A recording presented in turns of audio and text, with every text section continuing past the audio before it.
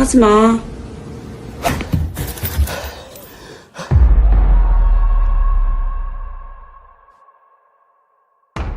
내가 안 된다 했잖아.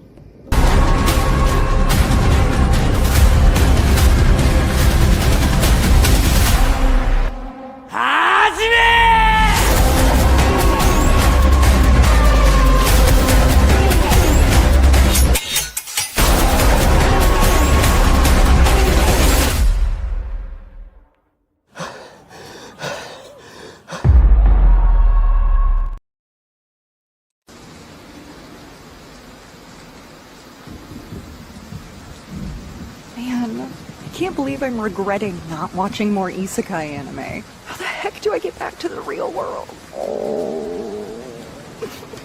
Hey, no, but seriously, really, buddy, friend, pal, you gotta trust me. Good evening. It is 5:46 Monday evening here in New Zealand, in the southern side of the world, the lower souths. It's spring. Sun was out. I didn't see much of it, but because I was up till, I don't know, maybe about 5 o'clock this morning, working until my eyes stopped trying, stay open. So I thought, as usual, work until the eyes don't work, get blurry, and then basically go and shut it, close down before deleting, accidentally deleting stuff. So there's a couple of things we're going to working on today is lettering, because I realized when I was doing this that I missed out an entire page of text of this fantastic Romy Zolandia comic book. So we're going to be doing some of that. But also there are two particular videos I was just watching. One broke my heart, one got me pissed off. And no, it doesn't have anything to do with Charlie Kirk. It's got to do with comics, and we talk comics here. And we talk art here. And, distracting us from the real world for a little bit. So the first things first. Into I think it's the 21st. Let me see, what day is that, like US. Yeah, so Sunday 21st, Northern Hemisphere, I'll be interviewing, which is next weekend, gentleman who's known as Meme Lord Woodrow, right? And this is, I put a link up in the chat. Whoops, I almost pressed end stream. Darn it. Because it's right next to comments if you're on StreamYard. Almost got me there. So there's the link there from Chaotic. Oh man, I'm not going to be able to say that word. I don't know what it's. Sometimes I just can't say words. People say words are hard. It's just a running joke. But really, sometimes I just can't do it. I don't know what it is. But this is the link here to Woodrow, to his link tree. It's good to have a link tree because that way everybody finds all your links at once. I have one as well for us. So it's Chaotic Neutral Comics, independent comic creator, slowly rolling out stories for you all. Basically in the same ball game as I am, right? Indie creator, just doing actually I'm actually on two screens at the moment, so excuse me. So I'm trying to work and then have this on a separate screen with the broadcast, and then be able to do some work. So I'm looking at one thing and I'm like not showing you what I want to show you, which is this, right? So you can basically read his entire comic. First issue, I think it's about 34 pages, but if I remember right. I'm going to be preparing for it this week to read it because I like to have what I'm talking about fresh in my head, because I work a lot, as you guys know, 7 days a week, give or take 5 hours a day, 3 to 5 hours a day, because that's all I can handle with my concussions and ailments and all that shit. So let me show you the actual comic It's called Okuri Inu Tokyo Blues. So pop up. There we go. Right. So let's get rid of this so you guys can see it. So you can read entire 34-page comic book. I guess some of it would be credits and info. No, it goes straight into it. Full color. It's very high quality, right? Which is what I love about this. It's like, it's quality. Let me see if I can get full. There we go. Okay, let me bring myself down. So I'm off the page. There we go. So he's a writer, creator. So this artwork is someone, if I remember right, and we'll be discussing more details with him when we do the interview, who he's paid to work on. And you know, I love sci-fi. I really do. It's like one of my happy places. You know, sci-fi fantasy is one of my happy places. It's you know, it's like anime for me. It's like seeing pretty, you know, colorful images makes me happy. You know, it just makes me escape from reality, so I can have it playing in the background while I'm working. Not while I'm writing, because I just don't like any distractions at all when I'm writing, because I don't even like partake even in alcohol when I'm writing, because I just don't want anything to influence what I'm doing. I don't want to be intoxicated or anything. I'm very particular at the age of 52 of how much time I waste. The only time I waste time, what I think I waste time, is when I'm actually, my brain just can't function creatively and it's tired. But you know, when you see me on here doing this, that's my active brain work. You know, but this is some beautiful work, man. It's just, you know, let me just bring this down here to 100% so I can actually show you more details here. I've had this the first time I think must have been about 2 months ago, and I saved it, and I'm like, I need to go through this, set it up, and then have a chat to him about it. So once a month, at least once a month, I try to have an interview with a fellow indie creator. You know, it doesn't matter if you're a documentarian, if you're a novelist, fiction writer, or, you know, or a toy designer. You know, I'm keen to talk with anybody who's creative minded, who's not using AI shit, right, to create their work. So do check out the link. It's all here. Go check out the comic book later. And, you know, 34 pages free to read, man. You know, you can't go wrong with that. As you guys know, we are basically, you know, we've got our own comic out for free to read on Webtoons. Putting up a page a week, getting some, you know, getting quite a few eyes on it. Not enough followers, but hey, it's a slow burn comic, slow burn manga. It's, you know, it's not like full on action, and it's a, you know, it's a slice of life, right? And that's one thing I want people to understand, is that when I put out a, you know, when I say something, you can trust me on that, in the sense that, you know, when I say it's slice of life, it's a slow burn, yeah, but it's also horror, it's also supernatural, and that sort of, you know, it's kind of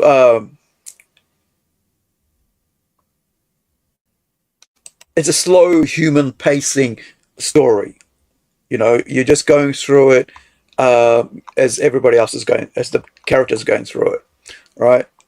That doesn't mean it doesn't become crazy and all that. Yes, it basically does become very freaking crazy, and you know, it has its very dramatic moments, and full on stuff goes on, right? But also, you know, there are some, you know, interesting moments and stuff, and you know, I get to, you know, we get to work and talk about conservation. We get to talk about a lot of other things in this, but it's fun, you know. Hopefully, you guys will find it interesting. Now, I'm gonna let me remove this off there. I'm just going to show you just preparing a uh,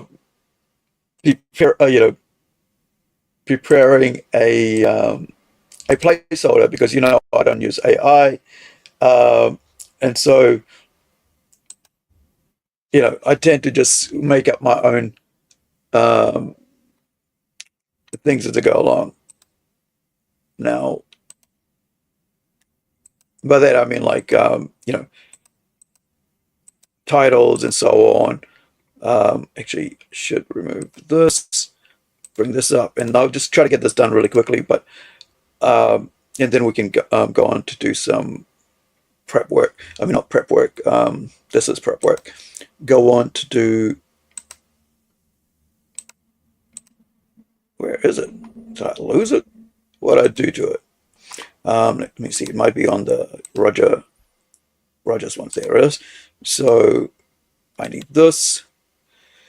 Duplicate. Check it over to there, to Meme Lord Woodrow. Bring in some artwork. So just before I came on, and there's a reason I came on, because I was just going to chill. I was actually trying to catalog the millions of pieces of freaking, if not hundreds of thousands, right, of pieces of Lego I have and that I've accumulated in the last year or so. And they just like, there's at least about 50 pounds, for those people who, North Hemisphere who do the pounds thing, of Lego that I need to make, that are just sitting there in mixed up pieces. And so I just haven't, that's what I was doing, and I just haven't been able to bring myself around to putting it together, because it means wasting time sorting through containers, Ziploc bags, Lego, 8-pin containers that they put out, so that I could, basically make them up. But the problem there is, I'm not going to make them up anyway, because I don't have room to show them. I ran out of room ages ago, and so because I ran out of room, I'm like, all that's going to happen is I am going to get a big, like a A3 size Ziploc bag and put all those pieces in there, and then inside, like put the figures in there in their own little bags, or the little, all the other like little sets that come with the big pieces. There's a friggin' huge Millennium Falcon that is part of this recent one that I got, and it cost me around about $100 US, right, for about 30 pounds, which is about 13 kgs, 24 pounds, sorry, I think it was 24 pounds, and which is about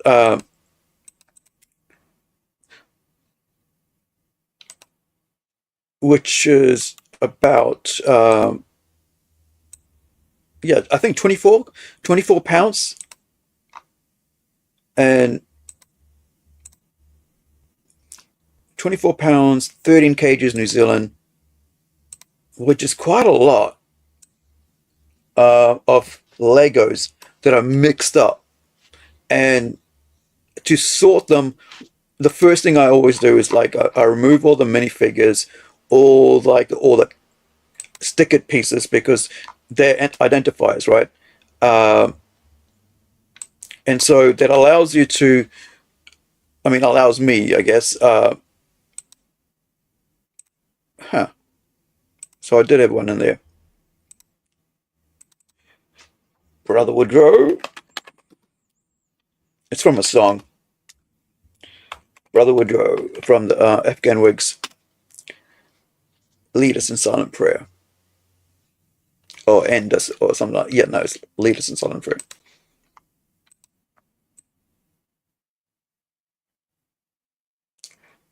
And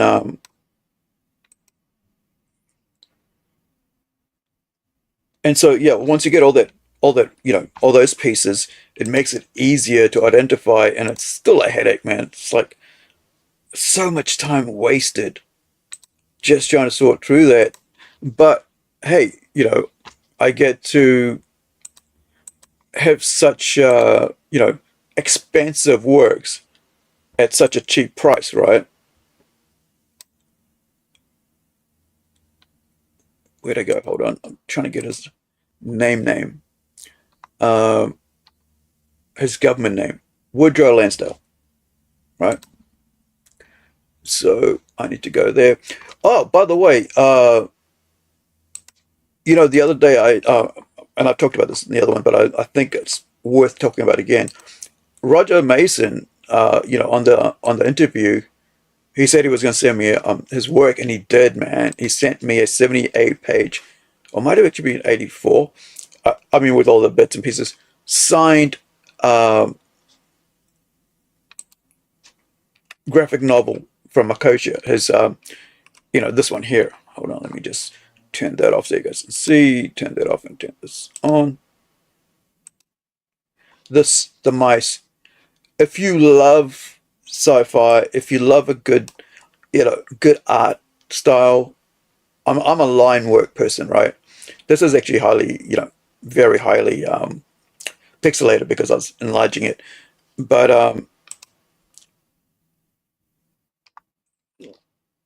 let me see if I can show you there. So that's the book there, right? Um, the Mice, Roger Mason from Makosha. Makosha is a UK-based indie publisher.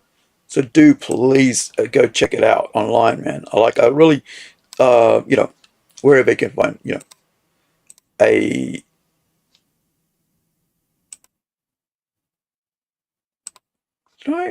hold on, let me just want to make sure. Hold on. Anyway, we're not doing that today. So, but do check that out. Like the mice, it's the interviews here as well on this channel. But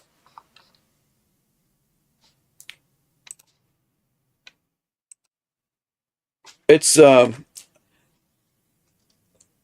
I was so I didn't ask for him to send one. I just said I was going to buy it because I loved the. I read about 20 pages of it, which is almost like the first issue, right? But it's that 78-page comic book, and so I was like, I like it. It's black and white, um, and I like the line work, and I like the story as well. So, is it Linsdale? I think it was Linsdale. I'll just check after I put this in. Um,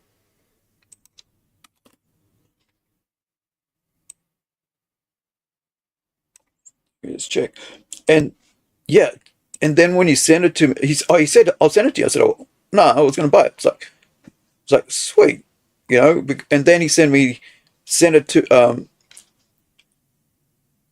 he sent me the work, I mean the graphic novel, and he also sent me the promo postcard that he puts out with the full color, like on one side, and then tells you where you can buy it on the other side, which is what you should do if you are a comic book creator or indie person, because a lot of times people go past your, especially on artist alley type things, or cons or markets or wherever you friggin, trying to get your, showcase your work, or also, to help promote yourself, because you're competing with the big guys who have billions of dollars in their pockets, and you have like 10 cents in your bank account, right? Give or take any week. I know sometimes I have like about, $1 left at the end of the week because I've there's a budget, and you're sort of like, yeah, okay, yeah, maybe I shouldn't have got to spend that much, but then you know there was uh, that chocolate bar I needed to get this week. So it was just, yeah, it was just so cool to get assigned. And this, I love, the thing here is that I usually, when I buy stuff from people that I go, that I meet in person, I always get them to sign, if I have the money, right? I get them to sign a copy specifically to me. And this includes artwork as well. Mouse is playing up. Come on. There we go.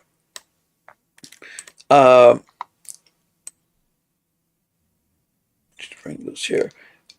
And then one, and like I said, like if I'm going to, just a second copy if I'm going to sell or give away, but the signed copy is always to me. Sometimes people get a bit, oh, well,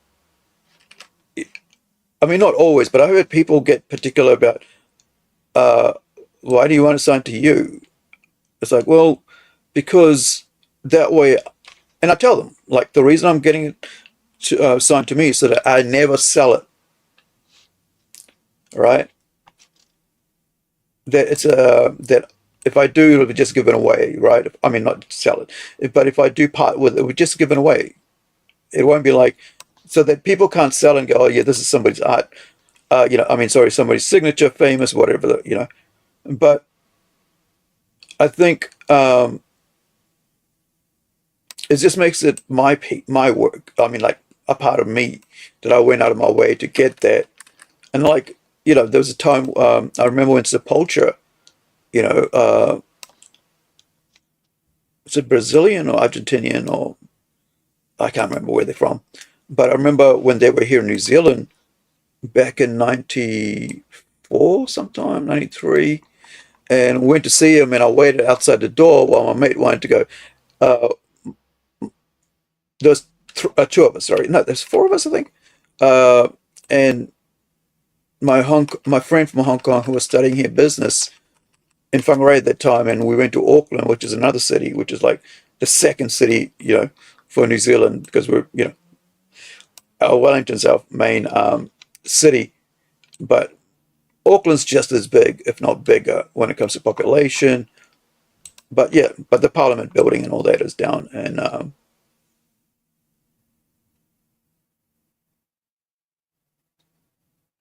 is down in Wellington, so that's the capital, right?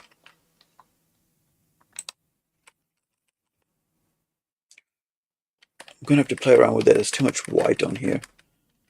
So, and yeah, and I've got quite a few images he sent me today, so we can play around. So yeah, so at the end of the Sepultura, Sacred Reich, and Raw Meat from the Balcony, which is a New Zealand band, I went there and I had my dad's motorbike jacket, brown, like dark brown leather jacket from the 70s.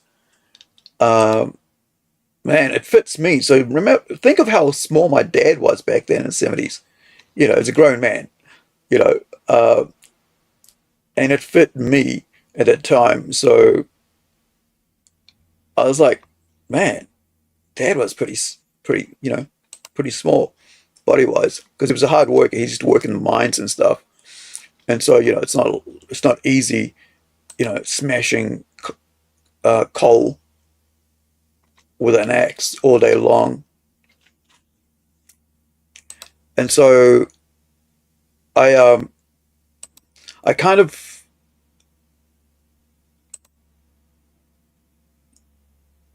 let me just see here.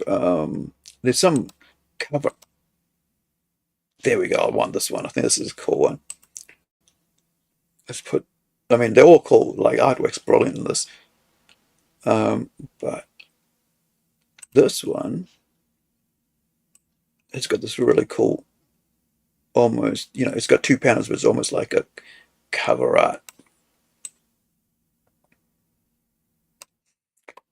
There.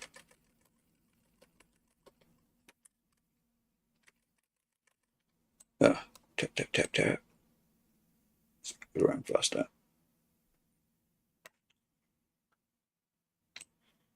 Shift. Not. But yeah, so this is like, 93, Sepultura was doing, huge at that time. Arise had just come out, if I remember right. And I had,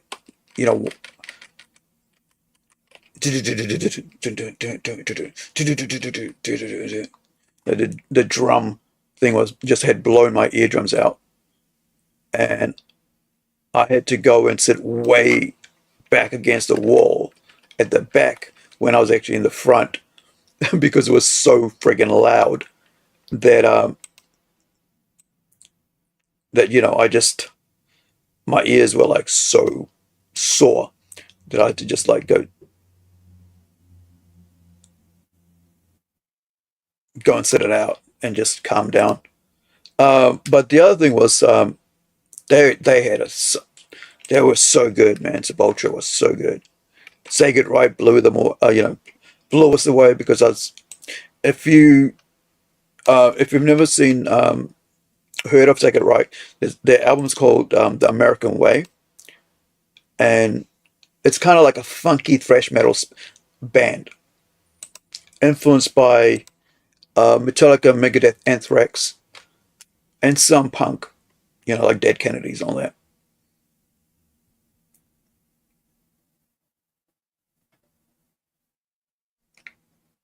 Say, move, export, 20%, down to Brother Woodrow.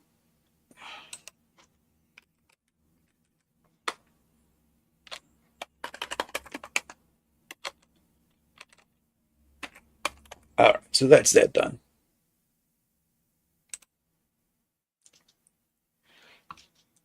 And so afterwards, must have been like a 2-hour show or something. And I'd gone in a little, tipsy, alcohol-wise. And then we're supposed to go to the car, and everybody's going out, and I was waiting at the back door of the concert hall, right? This was an Artea Centre up in Auckland, and I said, "Let me finish." I said to my friends, "Just wait here. I'm gonna get my jacket signed, man. I'm gonna get my jacket signed. I really want to get my jacket signed." So this is the thing about me when I do a bit of autism, actually OCD. I reckon it's, once I and this is something I've had to learn over the last 10 years or so, or 15 years or so, to work myself out of mentally, that once I grab onto something, I tend to stay with it and stick with it until the end. And even though my brain is saying, dude, just forget about it, just, there's this, they're probably out there, and they've got VIP people sitting there with them, and they're talking, and people who've paid paid to be there with them, and they're not gonna like sign your friggin' jacket, go back and sit down, and I mean, like, go home, right? Go, because actually what had happened was that we'd actually traveled that day to down south. And man, my mouse is really messing with me. It's moving really, really slow. Um, but I just changed the batteries earlier. Hopefully it wasn't. But anyway, so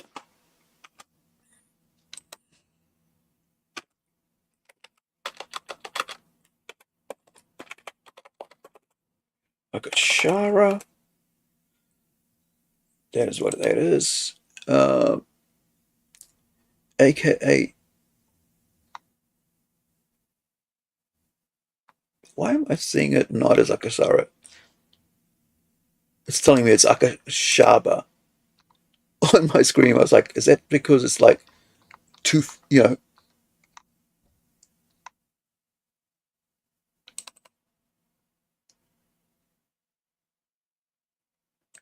it's got a friggin', it's like weird. It's like, anyway, so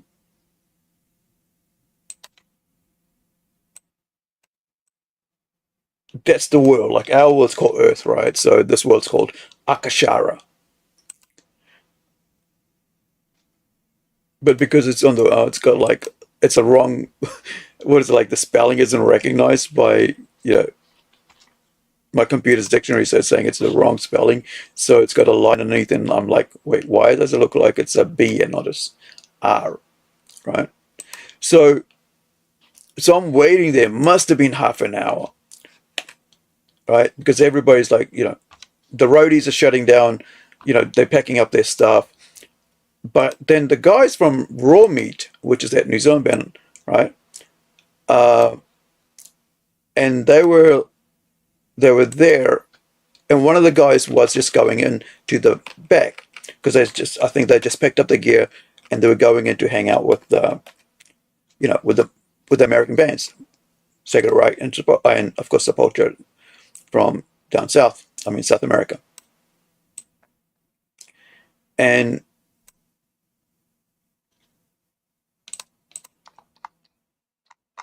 Northern Kingdom.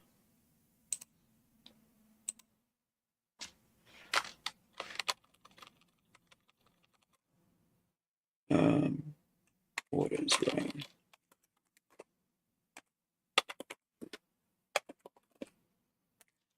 And so he saw me. So what's up, dude? It's like, oh, hey man, look, can you take my jacket and please get it signed by Sepultura, please? And say good right. Love them, big fan, got all their shit, and just that's the other thing about my OCD. If I like a band, I'll get everything of theirs, and I would like say I like Jane's Addiction, I would go and get everything else that Jane's Addiction had put out, or Megadeth and so forth, right? So that fandom, right?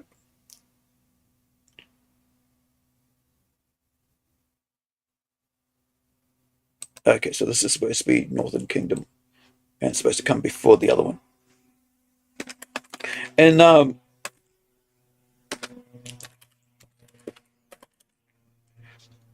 so he said, I can't remember. I can, in my head, I can see him.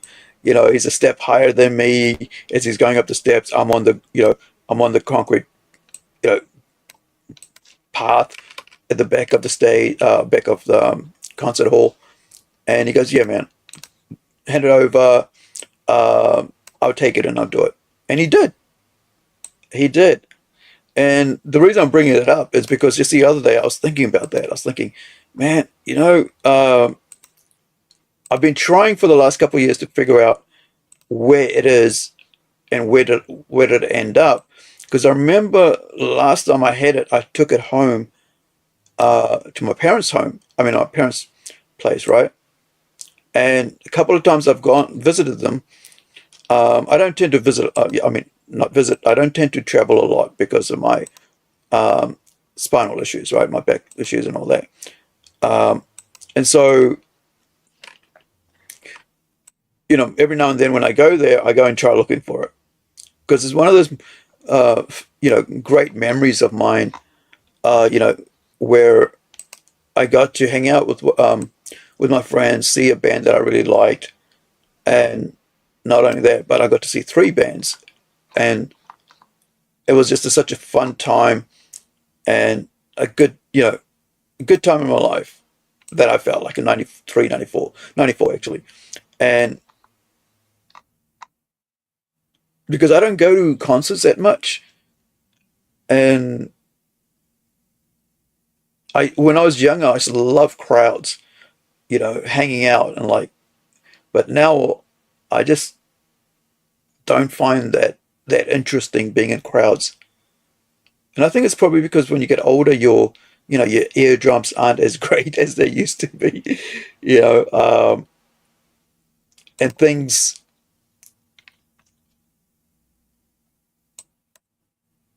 don't work. Your body doesn't work the way you are, way you're used to, and also the fact that you're not able to handle liquid, magic the way you used to, right?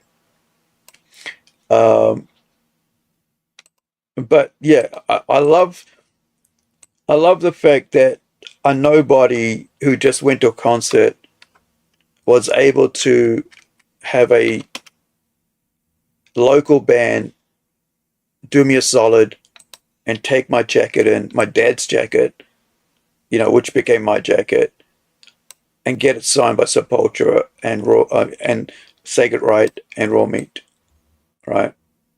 Bands that probably don't exist anymore. but everybody knows Sepultura. But I was a huge Sacred Reich fan. Let me see if I can put up a find that. There's this one song they do, where they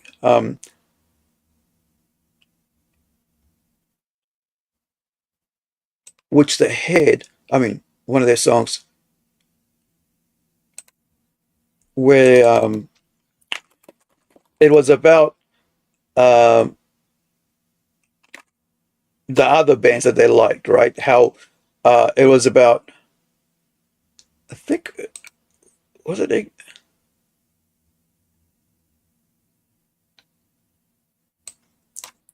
I think it was on The American Way. Let me just find it. But it was about like how gosh. Let me see. Hold on before it starts playing real loud. Oh, it's in my ears. Hold on. Yeah, it was 13 flavors. So 31 flavors. So this one here. So let me move that. Let me bring this up from the other. So this is the song, right? So this is the album. Come up. So it's called 31 Flavors, and I wonder if it's like, as if there's a lyric video, because it's pretty cool. And it's the last song on the album, if I remember right. Yeah, number 8.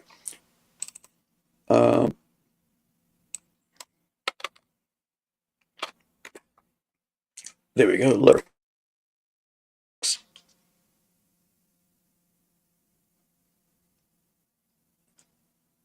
So lyrics, no. Huh.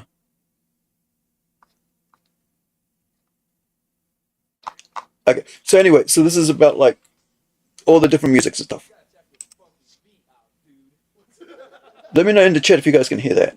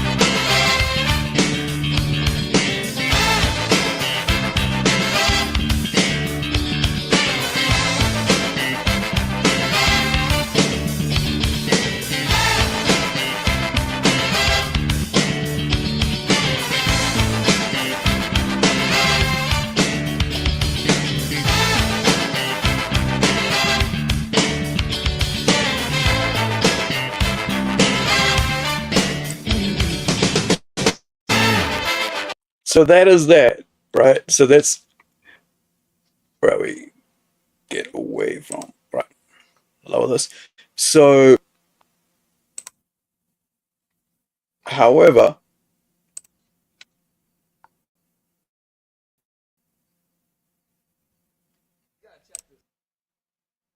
this is them, no, the metal.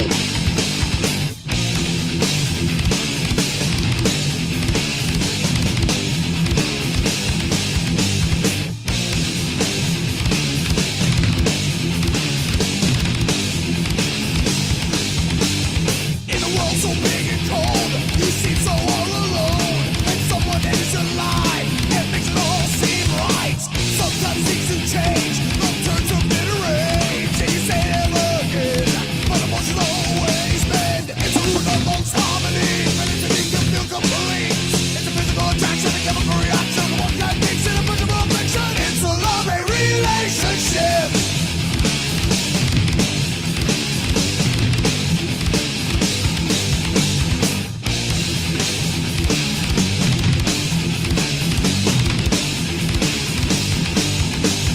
You can see it in our band. Yeah, so that's, oh, didn't let me put that up. Okay, so that was love.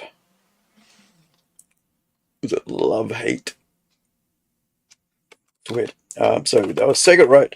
Do check it out if you like metal. If you don't, well, okay. But you will enjoy these guys. And this is from the, I guess, late 80s, 90s, early 90s. Back to work. Stop screen, share screen. There you go. It's about 4 freaking screens open. Oh well, 3. But lots of windows.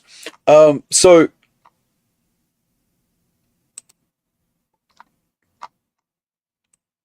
oops. I should say that's gotta be there somewhere else.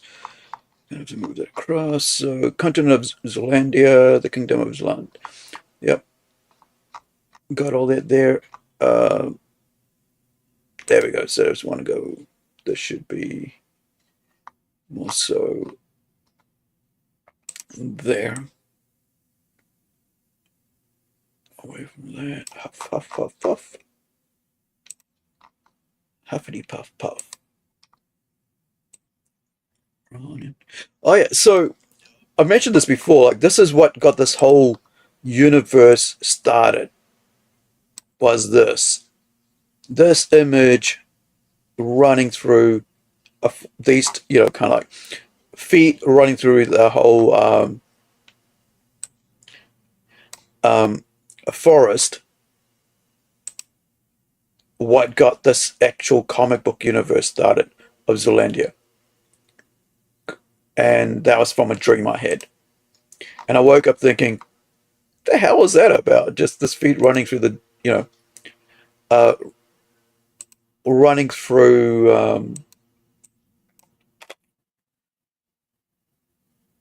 a forest. It's like, why is it running through a forest? What's going on? Who's chasing? So I'm like, while I'm dreaming, I'm like trying to get my brain to work out, push myself back to seeing where she's coming from, who's chasing her, and so forth. And I'm like, oh, okay, so who are these people, right? Dreams are interesting. Like I've said, like, I get a lot of inspiration for my stories and comic ideas and so on, and film scripts from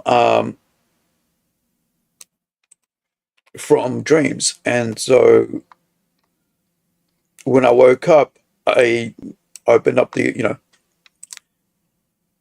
computer. It's always on. It's either sleep mode or it's on. And so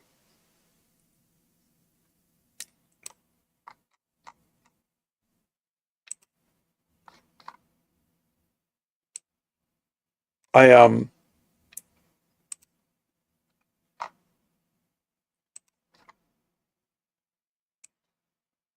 just moving things around here. This goes here.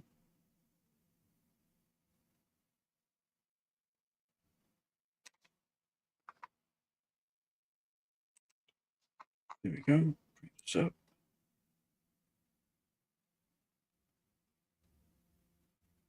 Now,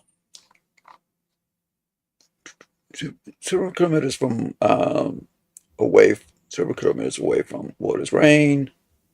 Okay, let's get rid of that because we don't need that there. Because we're already saying that it's water's rain, so we don't need that to say water rain again. All right, and it will. Yep, we do need to tell people where that's from. And yeah, so I woke up, I thought, okay,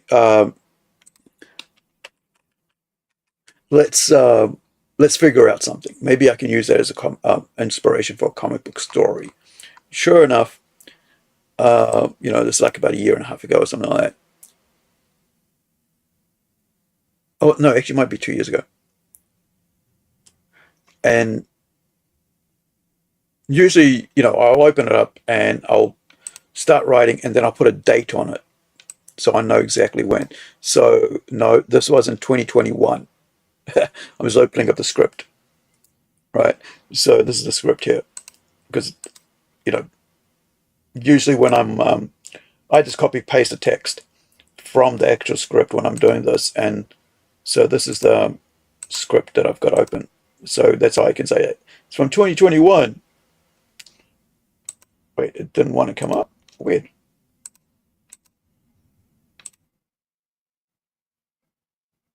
There you go. Yeah, so exactly 2021. Like, again, so I have it there, and then when you get to the typesets. Wait, title card. There we go. Title card will tell you exactly, who and what, copyrights held, and all that stuff, right? When it was started. So yeah. And so, I'll write a couple bit of like outline and stuff, and then go into like characters, who I want in it, and so on. So yeah, it was kind of it's why I always like having the computer on, because it means that I can because I don't have a notebook right next to me, because I don't write down on pen and paper anymore. So just wake up and just get straight away. Actually, I force myself awake when I have situations like that, and it's not often that I remember dreams, and when I do, I try to make sure try to get good recall, but you don't always get good recall. Let me get rid of that. Forgot that was up there, but it's it's always good to have, if you are used to pen and paper, right? If you don't have a computer on in front of you all the time, or whatever, laptop on, it's always good to walk around with a notepad, or even your mobile. It's always there. Just have a text thing open, or send yourself a message to yourself, right, or text to yourself if you've got an idea, because you never know when that will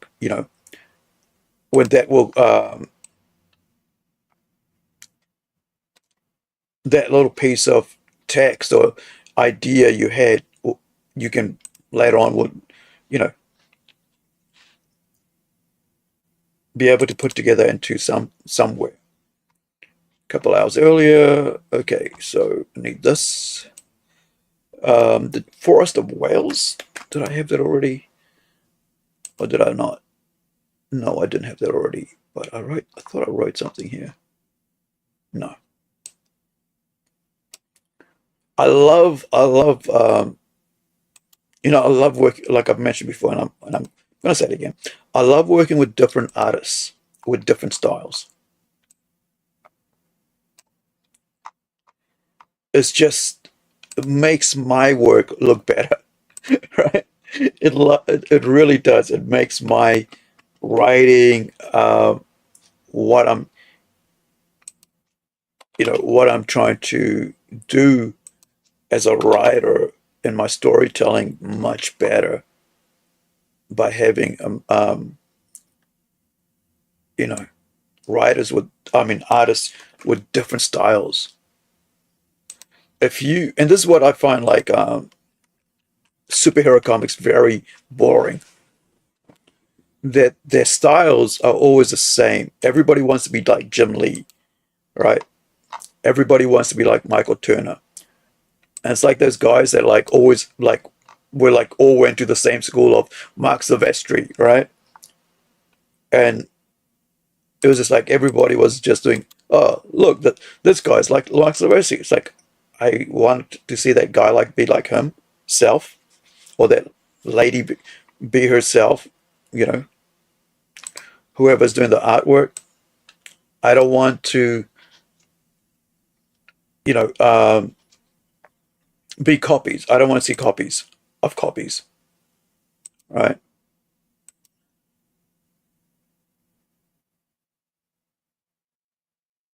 So I just noticed that I went like a couple hours earlier, and then I said a little while ago, right? It's like doesn't make sense if I'm saying that in the script, I'm saying that there, and you know, in the narration twice. It's a thing like for me when I'm writing, I just shove everything down that my head's saying. I will edit later, and I think a lot of people like get stuck up on correct editing as they write, and I think that's where they get stuck, because you need to like let the, you know, just let it flow, let the work just flow, and edit later. You know, draft. Your first draft is a whole mess. Honestly, you know, it's something that, you know, we're taught.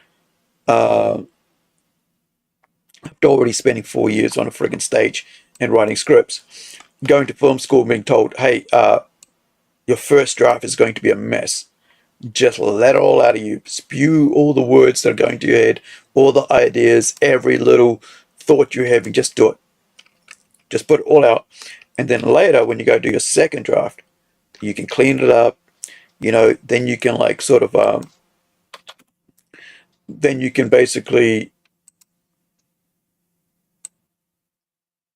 go in and fix your mistakes, change your characters, change their backgrounds. Because usually, you know, when you're writing, you don't really have it 100% worked out. That comes later. That comes later as you're working through the drafts and stuff. And, you know, sometimes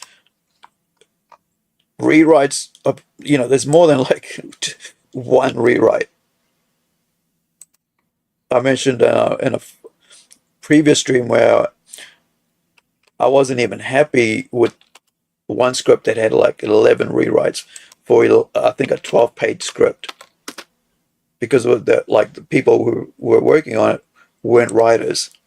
They were just actors who had no idea about story structure, no idea about plots, you know, how plots work, how you write an outline, why you structure, and you have, you know, plot, what we call beats. You know, you introduce a character, or you don't introduce the character in the first 5 minutes. You know, and the reasons for why, what you do, right? In the 80s, 20 minutes into a movie, right, they would always have a love scene, or, you know, sex scene. It was like, it was given. You knew it was coming up. 15 to 20 minutes in, right? And so they had that because it's like, okay, this is when people get bored. So you better, you know, have something interesting here. 5 minutes in, you know, if it's an action movie, you better have action 5 minutes in, or people get bored. Nowadays, you know, you can or if you're going straight up from the start, right? But you better have like action within the first 5 minutes of an action movie. Otherwise, because people are used to a structure, right?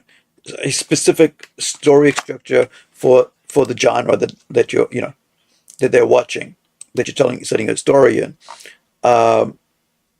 However, you know, there's always exceptions to rules where you can you can break that, and you can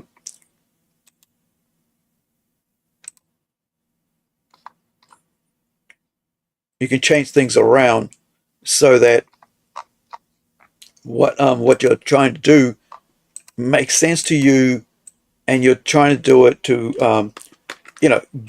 give the reader, the reader or the watcher, right, depending what medium you're using, comics or movies, that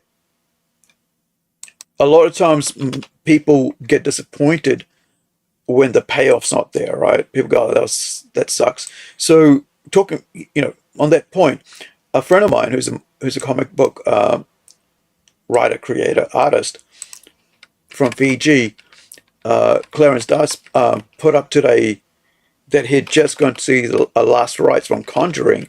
He said, given that Conjuring, and I'm paraphrasing here, was the final, story in that series, it deserved to go out on a big bang, like in a big bang, instead of like that. The characters needed to go out on a bang rather than a whimper, right? Because it was the last movie that would have that, have the pair in, and so on, the last story, what have you.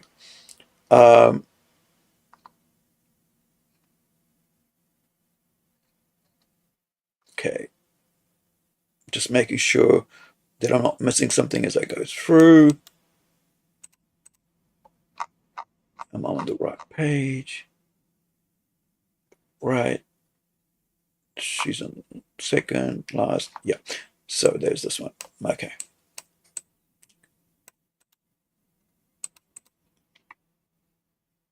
Because one thing I think a lot of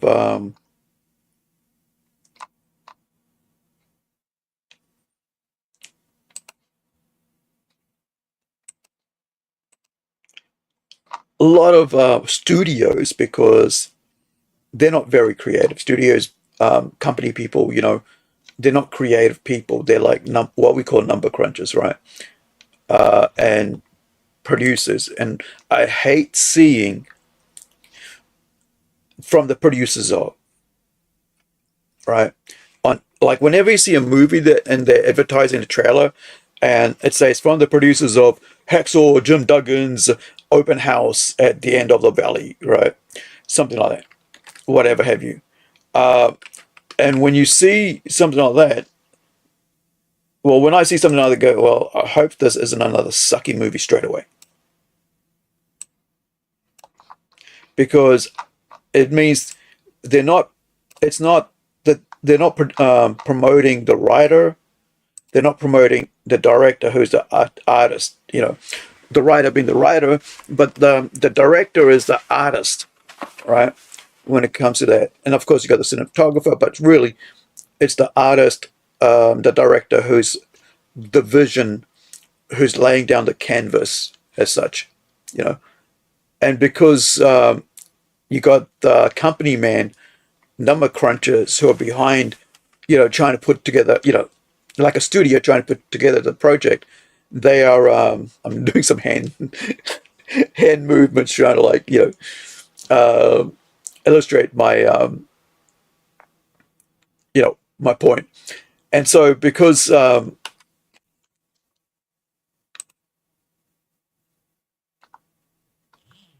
not creative, they tend to, they don't do anything like creatively that that could be done if they actually let the the writer and the director run with the vision. It's quite sad. It really is quite sad when that happens, because not the one thing is that it's real. I mean, it's all about money in the end, right? But it also kind of takes away from, they put a wall around That's the one. They put a wall around what could be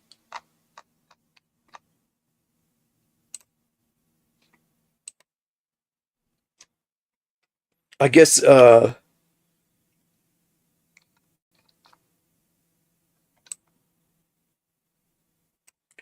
that, where are we? Is that like got a fill in that? Or is this white?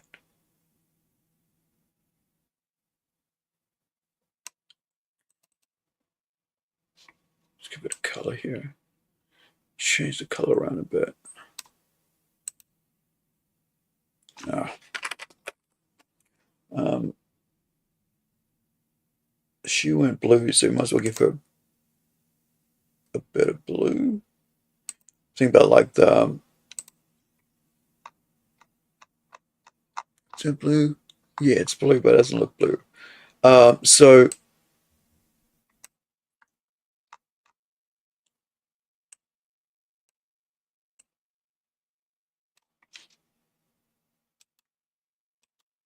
duplicate just in case I mess it up.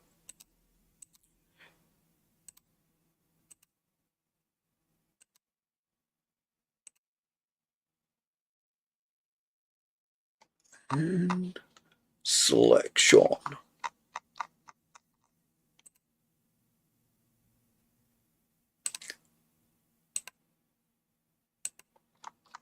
A lot of great stories and great directors have had their hands held back, like tied back.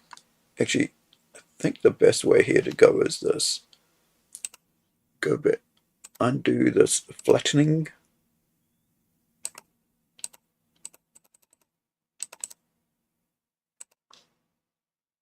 Okay. Um,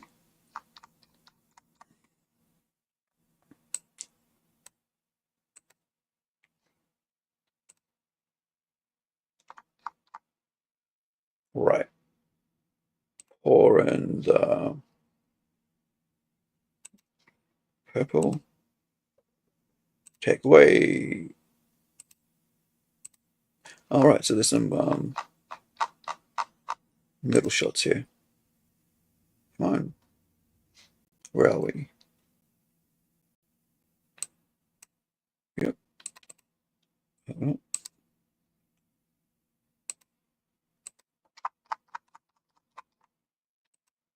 there we go.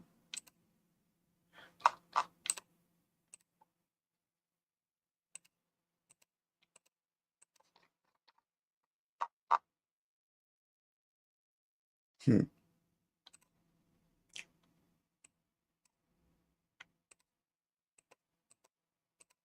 Right. Boo.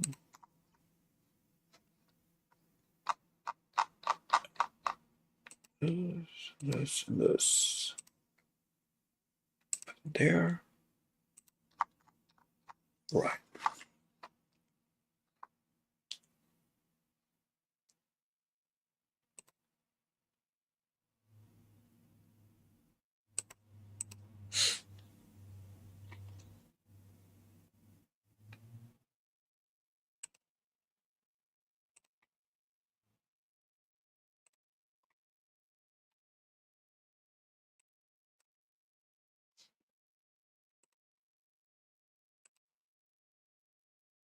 It's kind of a long way of doing this, but I don't. This way, I don't just go into my syntax and draw around it on another screen.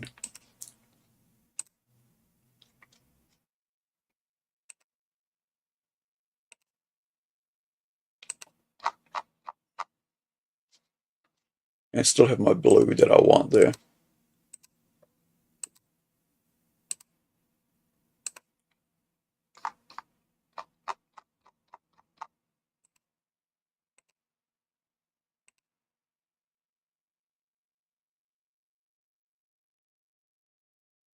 Wait, there's a white outline, isn't there?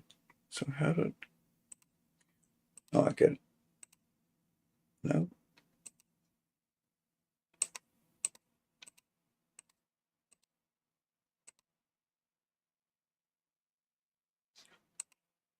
Weird. It's not letting me get my.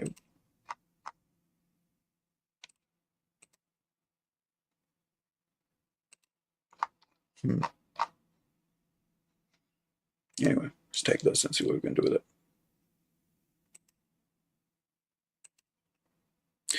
Yeah, so you see a lot of you know, amazing movies, and you think like, how? I mean, like, big name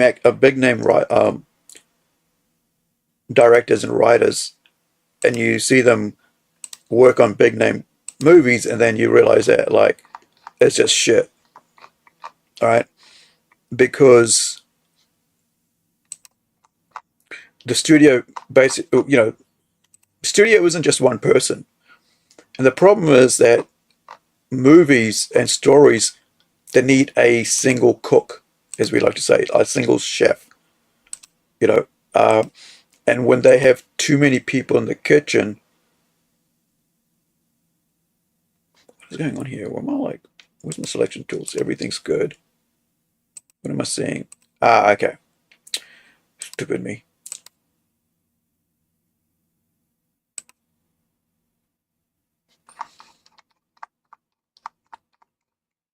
And get rid of you. That's your white, right?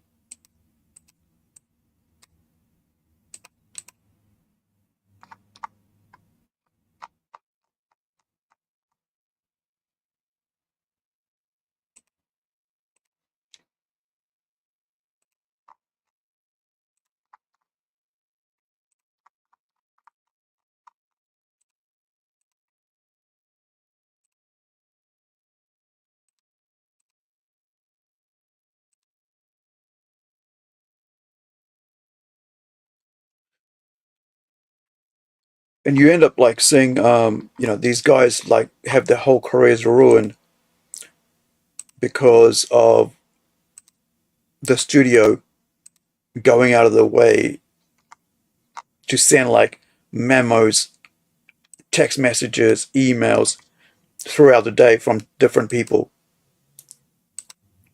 who've watched it and go, oh, we don't want, oh, this isn't going to work here. Oh, no, sorry, we don't have the budget for that. Or you need to cut that out, or you need to cut that out. One thing I do love watching it is, and if you're a writer, if you're a creator, it's worth watching, is how, commentaries and stuff and documentaries from from the maker's point of view of what they had to go through during, their time working on, there you go, finally got it, on particular movie sets, and ones that we later on find out how bad it was, right? Now I get to do what I want to get to do with this, now that I've got what I want. Okay, so did you just mess me up? Yeah, I thought so. There's my colors. Better save it before I move to the next structure. I mean, next point. And it's just so. And the reason I'm saying that is I am going to segue to a video, which broke my heart. As a writer, as a creator, as an artist, for like since I was like, I guess the 90s, right? But like I've been doing writing and art for so long, but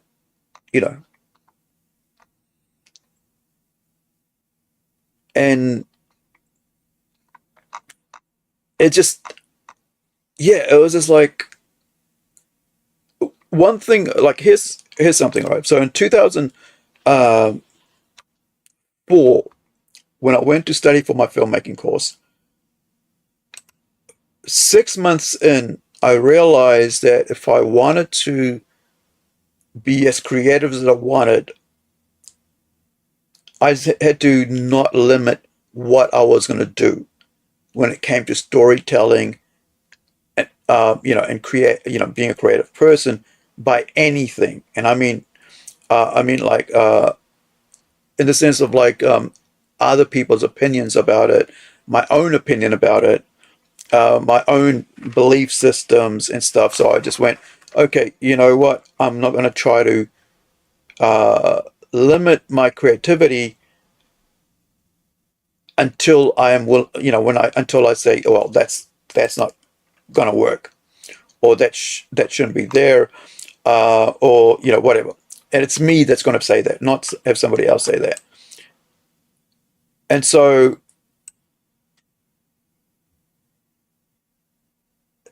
gee, no, where's my mesh?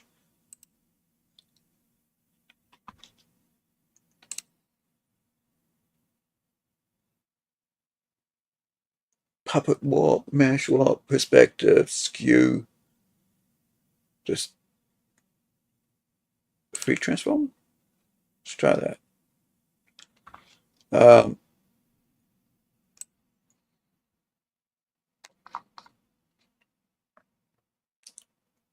And it was like a mental, physical, like, you know, intellectual choice I made.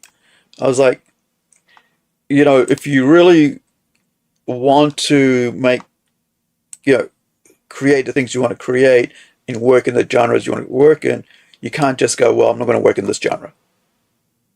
No, I'm not going to write this, right? I mean, I do have my, you know, this is what I'm not going to write about. I have my, you know, my own set of rules. And I'll let people know when they ask me, hey, can you work on this or that? It's like, these are my rules that I will not work on. If you're okay with that, yeah, then we can, you know, then we can play. Otherwise, you know, please, you know, find someone else.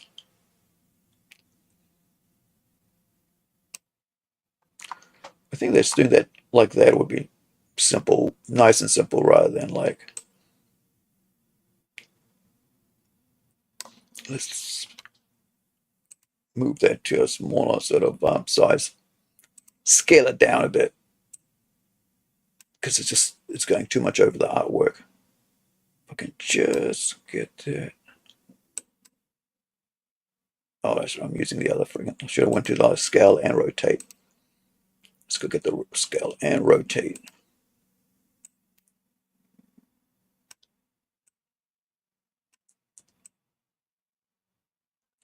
Just a bit off kilter, just to, when you look at it, just make your eyes go a bit unease so you can, you know, just so that when you look, this is the other thing about visual, you know, doing something visually, is that if I just had it straight there, it'd be like, oh yeah, it's just, but like your eyes is like turning a bit. And it's one of those things, like, it's hard, kind of like hard to explain, but just the fact that it's actually not straight, parallel, whatever you want to call it, it makes you feel a bit queasy and upsetting because your eyes know it's got to be like straight, but your brain's going, it's not straight, right? So it's kind of, yeah. Anyway, so I need to, there's two text bubbles here from, that has to do with the previous page, but I'm using it here to kind of like set it up as a you know, follow through, so that you're seeing in both places at the same time. Where is my, there is tail. So rather than creating a whole, you know, going through and creating a whole new tail, I'm just going to reuse that tail, resize it, mess around with it like so, take it from there, put it over here, add it to that, zoom out, bring it back around, and shake it all about. Come on, baby, do the twist. Chubby Checker. Used to love that when we was kids and the teenagers. Hear it at the roller derby, whatever they're called. You know, I mean, roller skating rink. Do the twist. or even like when you're like, high school or intermediate, what you call like junior high. Um, Now, if I remember right, in a world, that doesn't need to go there.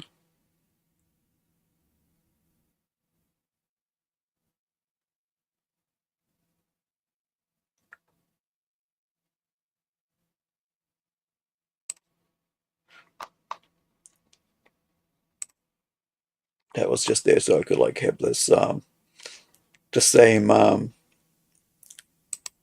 copy of this from the other place, my bubbles, so that I don't have to like narrative bubbles, so I don't have to redo them again. That's one thing I don't like inventing the wheel, and that's the thing that I like about digital have software and stuff like that. It's just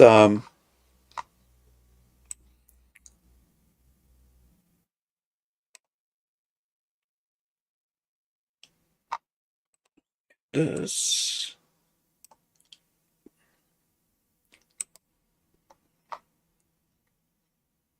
and the reason so I got to gray the background of this so you know it's not being said here.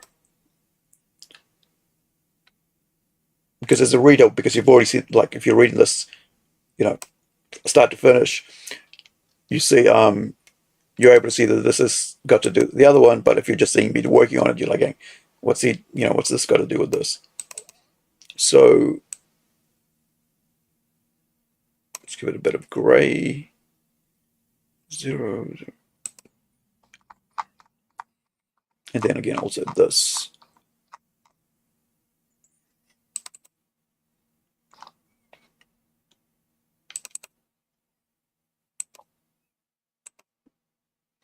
Do that so I get the same color, not some freaking long from a different,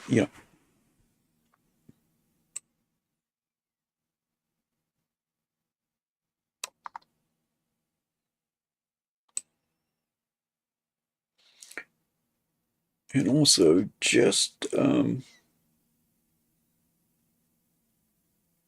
off the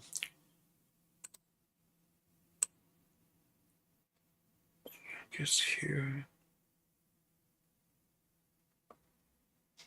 or this here, probably better here, and bring this down.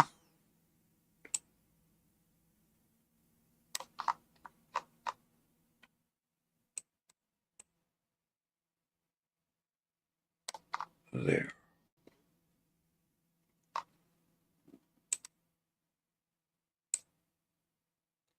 Yeah, sometimes like you have to set, I think, as a writer, as a creative person, you have to set your own limits and like your moral principles, whatever you want to call it, your standards, I should say, not limits, standards, right?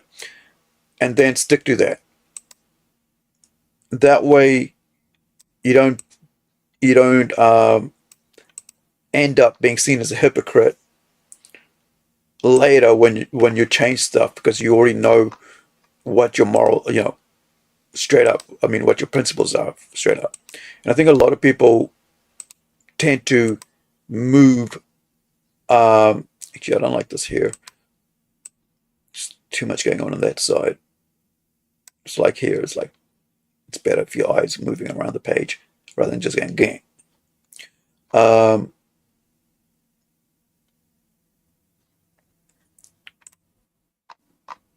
Let me do a final check on the script. Caption 4, caption 3. Yep. 2, there's nothing on 3. It's on 4. And then we're there. Okay. Cool. So that's done. Gotta lock it in. Bring it down to that.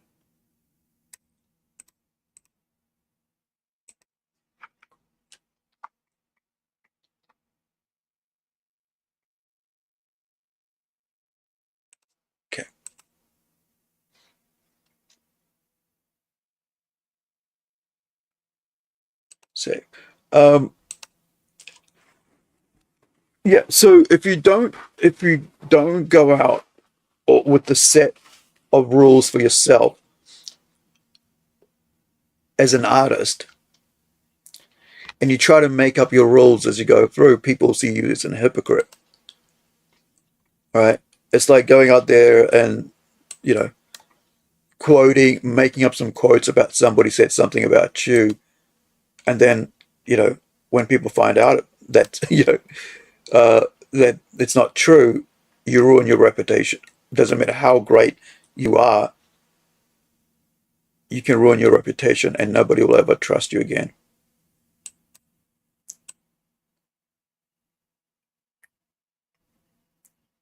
So I made these rules for myself about it, what, 22 years ago, 20, 21, yeah, around 20 years ago. And that was that um, there are certain lines I wouldn't cross in my storytelling, in my life, the way that, certain things I would hold on to, and those were those things, right? Because I'd seen so much by that time, um, 20 odd years ago in my 30s, right? I had seen so much from adults and their behavior, people that I trusted, the people that were my heroes and stuff that I saw as mentors. And I was like, ah, so this is what people are like without principles. Not saying that, I'm out here judging. It was just like, just seeing, um, oh man, this mouse is really pissing me off.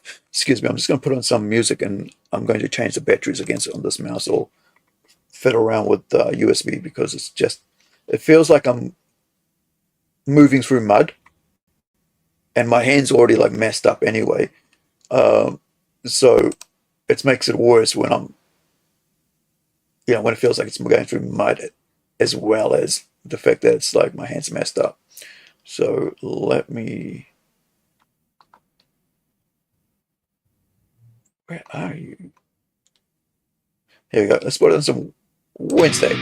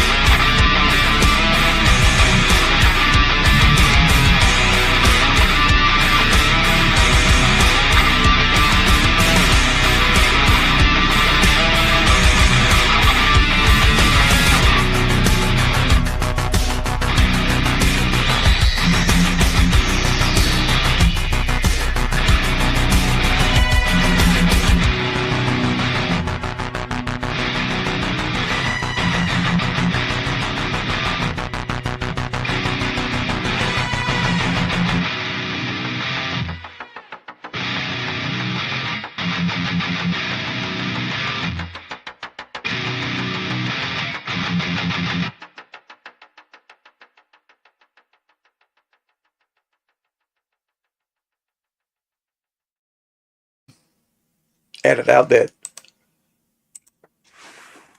Launchcaster's dead. I DED'd it. And now it's the Monkey King of Zoolander. So I got to remove all that little end clips, like promo bits at the end of the clips. Feels better now. I think it might have been just because the battery was a bit off. Okay, this little statue of dragon.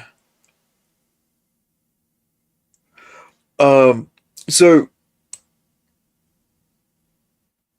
yeah, so if yeah, watching all these so-called good people, and not everyone was bad. It was just like, but just behavior sometimes, you know, and finding that like people grifting religion, and not all, right, and like one or two, out of 100, kind of like felt like it was just such a hypocritical sort of thing, using religion or values and principles to grift. And so, when I went to study for filmmaking, I was like, I really want to like untether myself from that sort of thing in myself, not in others. I didn't really, at that point, I didn't care what people did, or, you know, as long as I myself wasn't like that. Okay, 20 foot. Yeah. Because it really, in the end, it's not about anybody else but me and how I see myself and my place in the world, right? And I think a lot of times people put on airs, AIRS, right, about themselves, because somehow they think that makes them a better person or will give them a leg up. And you can like be very miserable doing that, but you'll smile on the outside. I was playing a visual novel game recently, and actually maybe 3 months ago, and it brought tears to my eyes. I was like, it was just like, it was about this, one of the characters was like, and I actually reached out to the writer and I said, man, wow, just wow. How you built this story up and you delivered this to this end was amazing, right? I just felt like it just blew my brain. Like, I want to be able to do that. And here's the thing, you don't have to do that every moment of your freaking story. It's just that, you're not looking to do that on every single page. You're not looking to do that in every single issue. But it it's got to be, when you're writing a story, there's got to be some moments of peace and quietness amongst amongst that flash and bang, buildings blowing up. And this is something that modern comic book writers in the mainstream don't get anymore. That moment where you're just having, just a page or two of dialogue amongst like 20 pages of uh, action and fighting, aliens attacking and all that. Because they don't understand storytelling, right?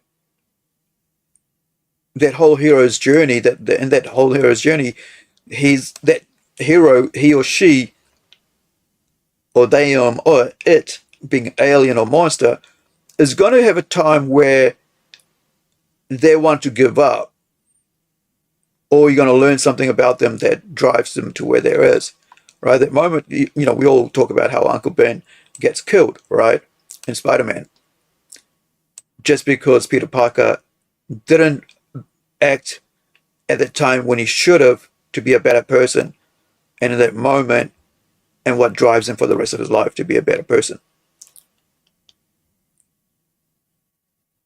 And I think modern comic book writers don't give you that payoff, that connection to your to the reader, to the character that you're reading, to their universe, to the people in that universe. And so because of that, you feel like you've eaten a burger, but it's not been filling, right? Oh, sorry, no, I shouldn't say that one. Let's say you ate a bag of chips, right? Pack of chips from the grocery store, and afterwards you just feel hungry anyway. A good a good story makes you remember it years later, months later.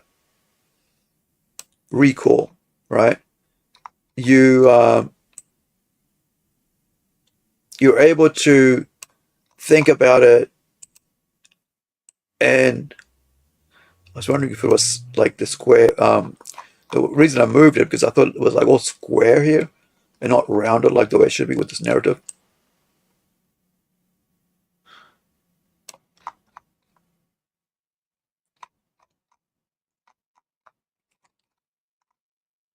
Yeah, just making sure that like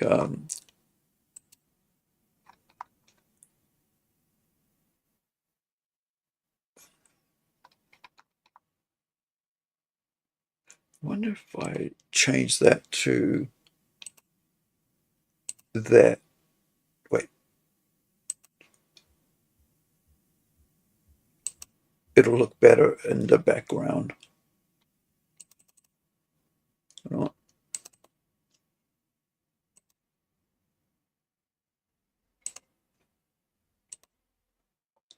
Yeah, there you go.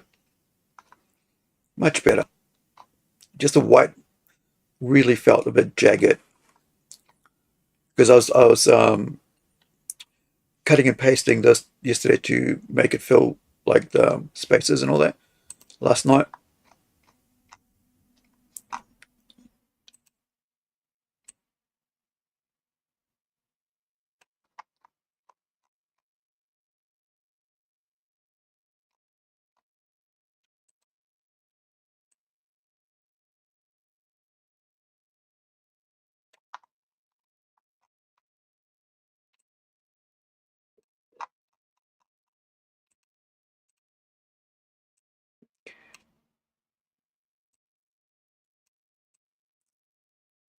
And the other thing I've noticed is that a lot of people that connect with stories, like I've heard people say that how Full Metal Alchemist, the Brotherhood, I mean the two, the two brothers, that they actually, I think it was like, I think one person said that actually saved their life. That the story actually saved their lives because whatever they were going through in that time, they were able to find solace, that peace, that moment of clarity to realize that whatever realization they had, that's what they needed that moment. And I wonder how many people can say that about modern comic books or modern, you know, because for as I can, my understanding of modern comics is it's a product now. It's not art. It's not literature. It's just a product. Shelf space. All right, another product on the shelf. Just another can of beans. Another can of pasta sauce. Another can of spam. Not anything, of value, but just space. And I think if we're all honest about it, you know, it is just a product, nothing else. It's not art anymore.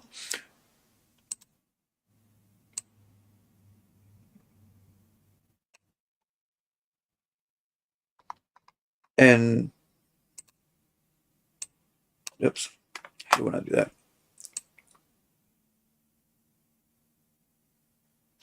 Actually, no, that let's go there. Let's bring this across here. And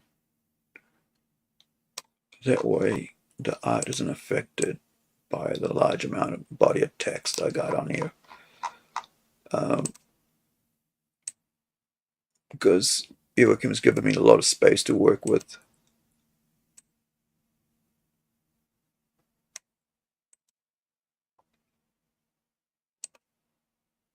To get my, to tell what I need to tell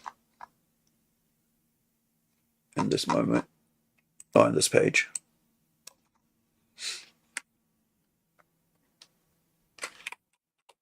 It's going to stay within my safe cutoff. There's 3 mil cutoff and then another 3, so I give it a 5 mil within the 5 mil bracket.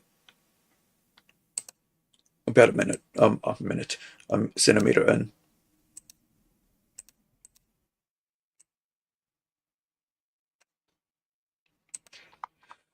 Okay, so now I can put this up further. There, it's much better. So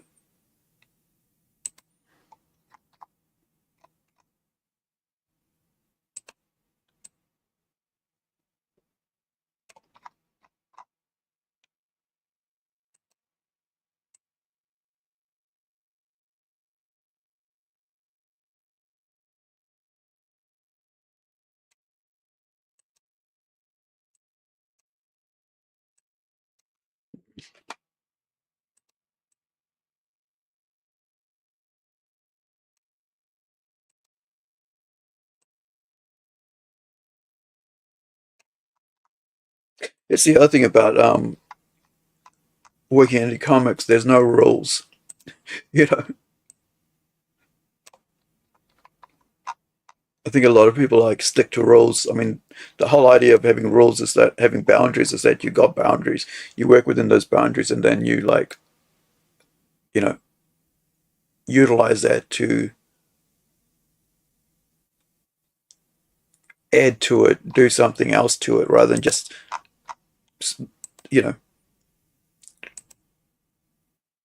trying this, you know, doing the same art form over and over again without any new things added to it, or changing the art style or changing the text, you know, and so on. Now here is when I start playing with the, go back and start playing with the text. I just forgot, and I just realized that what I like to do here is like, actually not here. It's the next one. It's definitely on the next page when she's talking to Dramzel, because I have a specific style of dialogue, like the font for Dramzel that he speaks to when he's speaking to people in his language.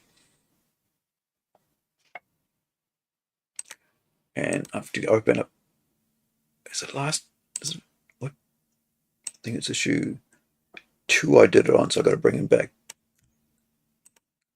to issue 1 to use here, because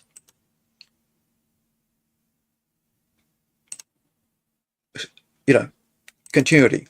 One of the things you learn in filmmaking is that everything's got to be, you know, continue the right way from page to page, from scene to scene. That you can't have like a coffee mug sitting there in one shot and that's gone in the next shot.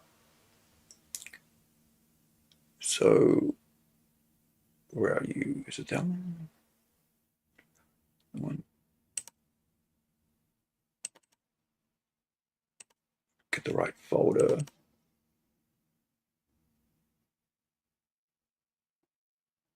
Cross markups. Where are we?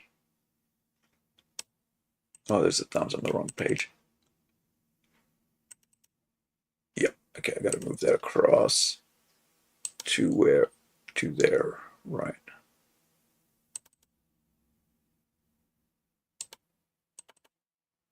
Okay. Then I can.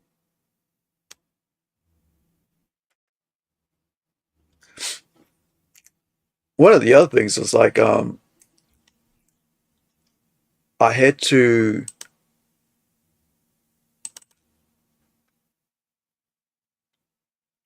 actually change Dramzel's, which is the Dragonoid, right?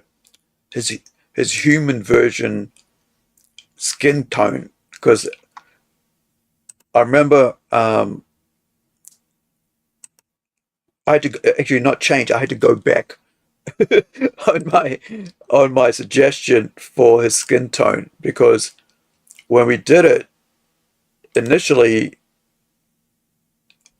it was pale, and then I said, no, I want it to be red. He's a dragon. And then I realized a year later, right? I realized a year later, and this is a font language for Dramzel, right? When they talk amongst themselves. So I think it's I gotta make sure I got the right one. So if I go here, she has to speak.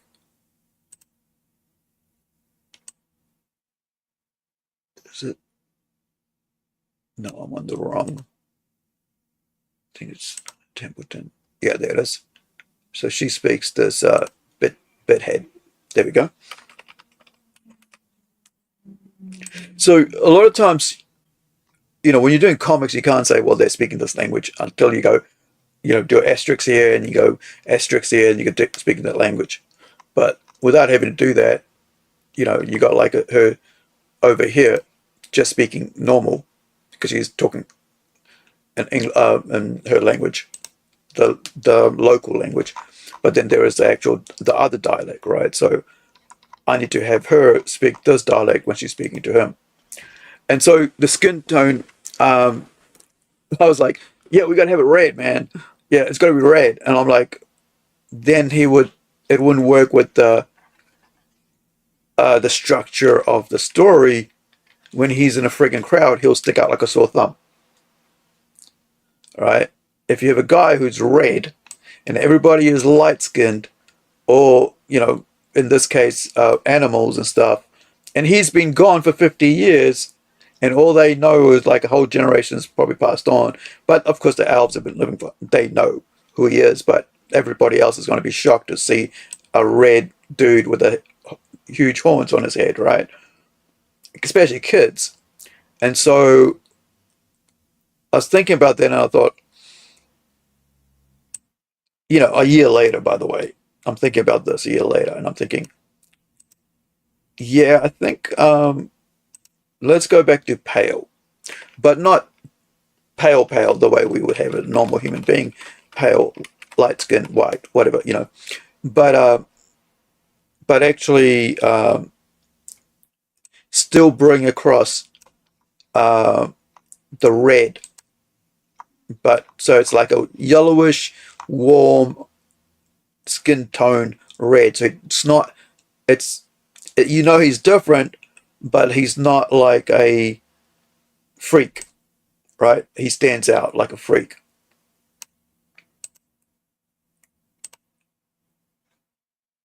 And so because we haven't released issue 1, I don't have to worry about going, oh shit, we got to change this because, oh, now I can't change it. Now I've got to stick with it and be unhappy with it for the rest of the time. Like I was talking about like earlier about directors saying how, they didn't want to do that, but the studio said they got to do that. And so they, for forever, when they're speaking, they go, yeah, I don't like that, didn't want that, but they made me do that. And it's like, I had to put up with it, kind of thing. So that's the other thing about, rushing to get things done, you end up not being able to have time to correct your mistakes and stuff. But that doesn't still excuse the fact of that you're not putting out a comic book after you've been paid for it hundreds of thousands of dollars after 4 years, or never delivering. But yeah, so this is, just waiting my thing for saving. So this is issue 1. We're almost finished with the coloring of it, and this is why I'm doing the final run of the lettering before we send it to review, is because one of the places where we see him for the first time in his skin tone, in a humanoid form, which is around about way over.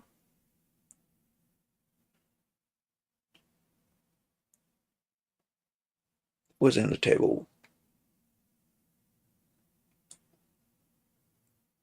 Wait, it's over here somewhere anyway. We'll get to it soon, but it's around here somewhere. So like around about like page 30 somewhere. This is a page 33 page comic book art wise, right? So there's a lot of you know a lot of art in this page, in this first issue, and there's more in the second issue. I think with the 37. Yeah, so we ended up like changing that skin to a warmer tone, like not like brown or anything like that, but like a yellowy, so it went in line with his, being a fire dragon. Bring that back down. More space to work with.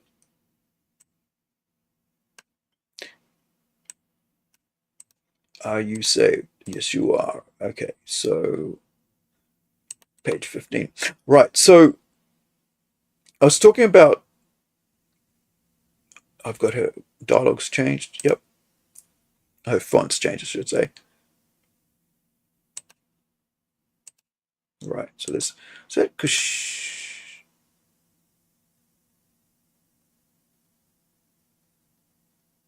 All right, so bring in the color page.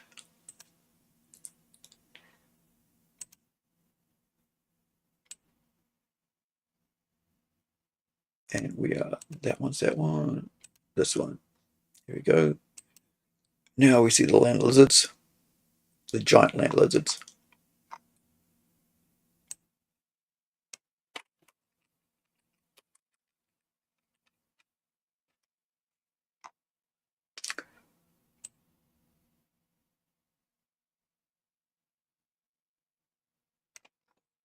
Zoom in. Oh, there we go. So, okay.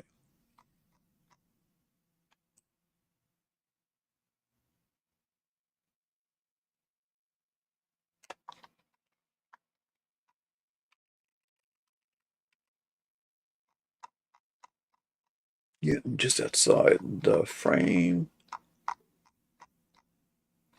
Not on the side, so right.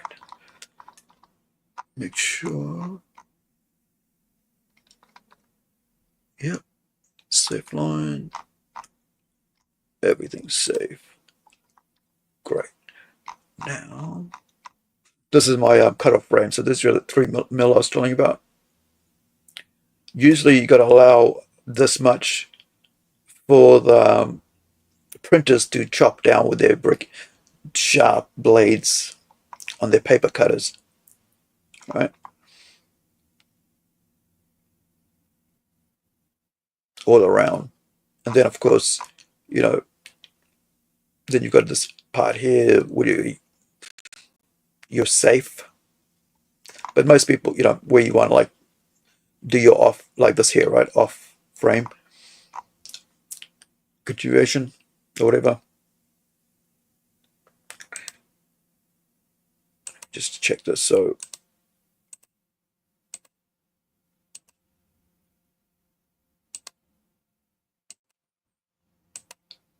it's a bit bigger there because I shrunk it down here. Yeah, see there? So you could have a look at the bottom line here. It's right on the cutoff thing. So with this, I took it up a bit, 2 mils up, so it wouldn't. Now, however, we've got to go back and change her language. Patterns. All this takes time, as you can see, right? But yeah. So we're talking about, like, you know, as an artist, you know, having people tell you what to do and what not to do as a creative person, but also you having your own. See, the thing is about, like, if you already know who you are in yourself, it's harder for people to change that, to tell lies about you, or to because it wouldn't even matter if people did, because you're like, yeah. And one thing I have, I only have two very close friends, both males. All right. And I learned a long time ago, right, that the more friends you have, the more diluted who you are becomes, because you know you're trying to spread yourself thin, as they say. So maybe dilute is not a thing, but like, just as a person, because your time and your energy is being used up and it's being placed, you got to be here, you got to be there, you got to be hanging out there. And it's not about being selfish, but just the fact that there's only so much time that you have, and you have to prioritize the time that you have, you know. And I got that right, got that. I think I might change the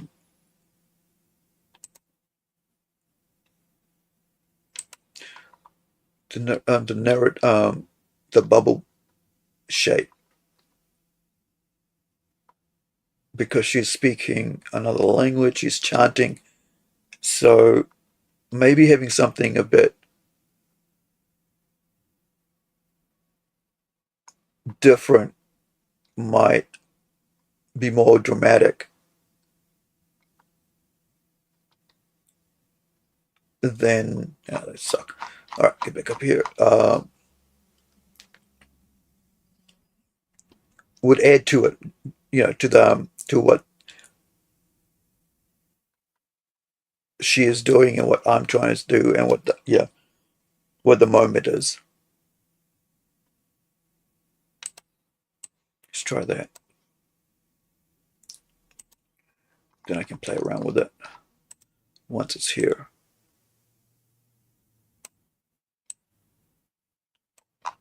Because just having a simple bubble is just boring, really.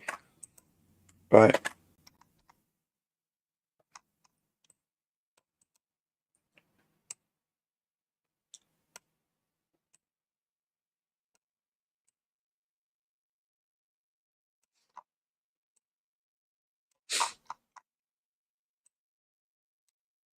So I was watching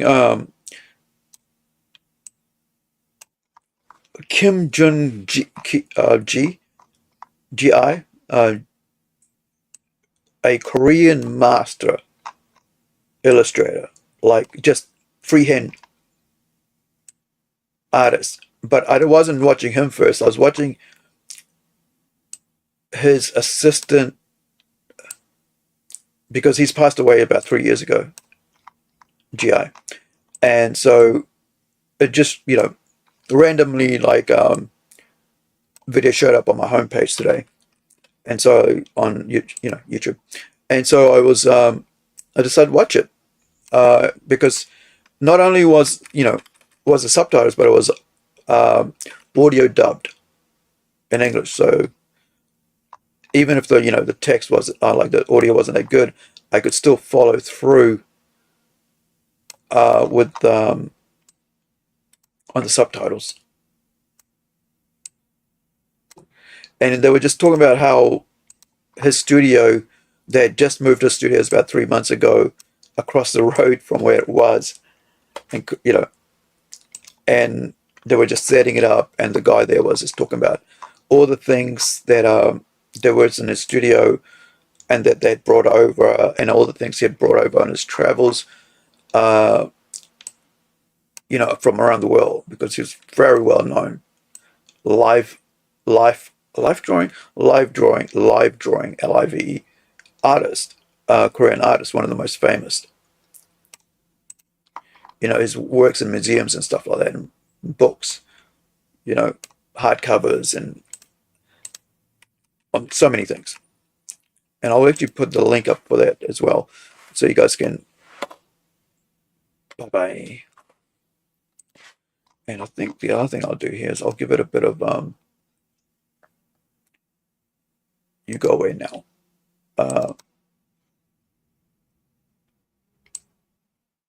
Give it a bit of color, because we are, of course, working with a color,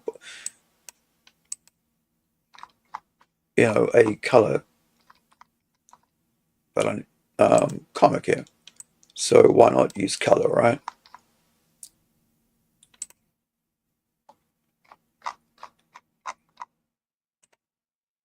And let's see if I can change the color on that as well.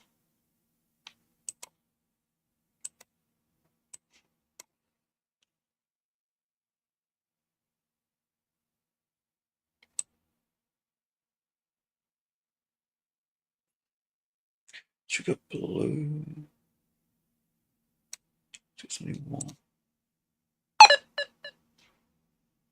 Give some outline.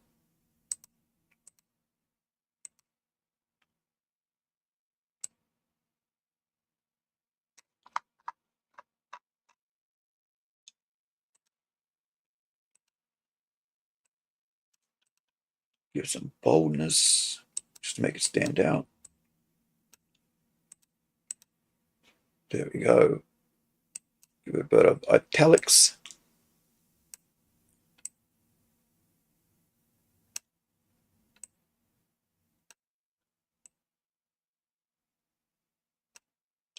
Bring the other frame down. Lock that in.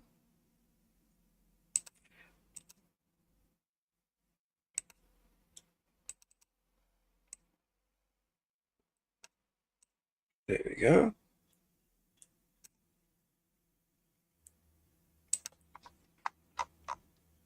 Makes you wonder, like when you're like reading again, what the hell's they saying, right? What is all this going on here? It's like, it's like a massive something.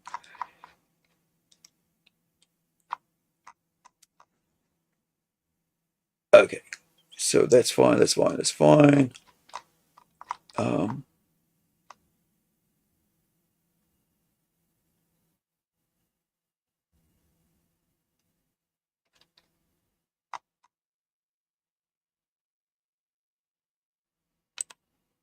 Let's move this up here into that hole.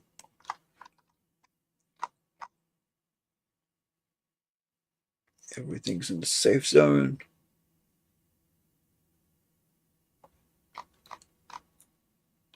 Let's break this up into two. It's too bulky there. You stay there, you come down. And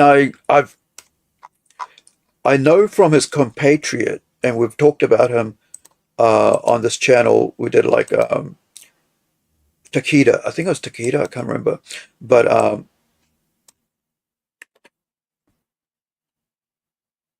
but we, myself and Tomas, discussed him on our,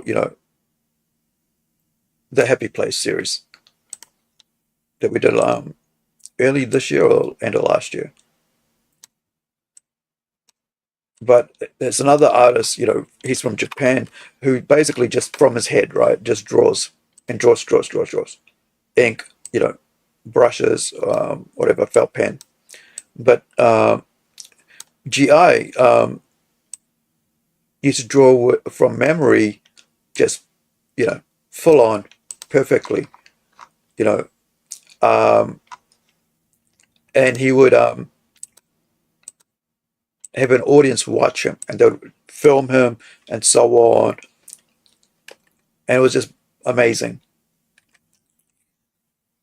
And so, yeah, when I saw the video about the studio, I'm saying, what's this all about? And then I realized that they're talking about this guy's life, his studio. And I'm looking around not looking around, but thinking, actually I was like, because my whole studio, you know, 1 bedroom apartment studio is full, like, and when I say full, I mean full of everything about my life, right? All my art collections, my comics, my books, uh, my action figures, figurines, all everything. I mean, everything that is related to my interests and hobbies, whatever you want to call it. Art that I've bought, signatures that I've collected, comics, that I've had signed or drawn by so the creator, writer. And so just going to make sure all that text is right.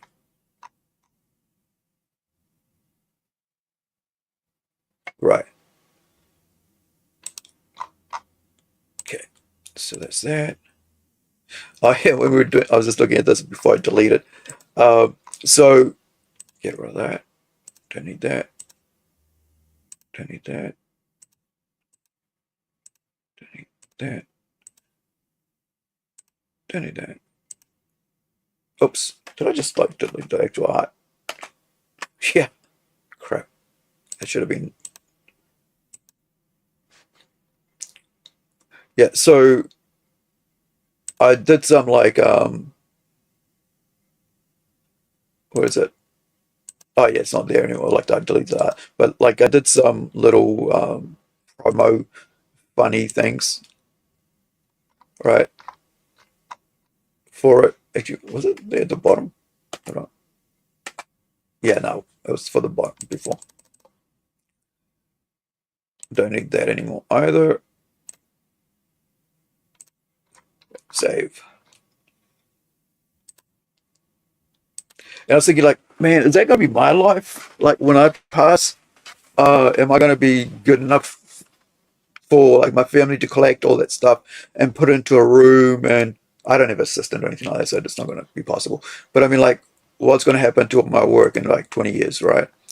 All my collections of everything that I own.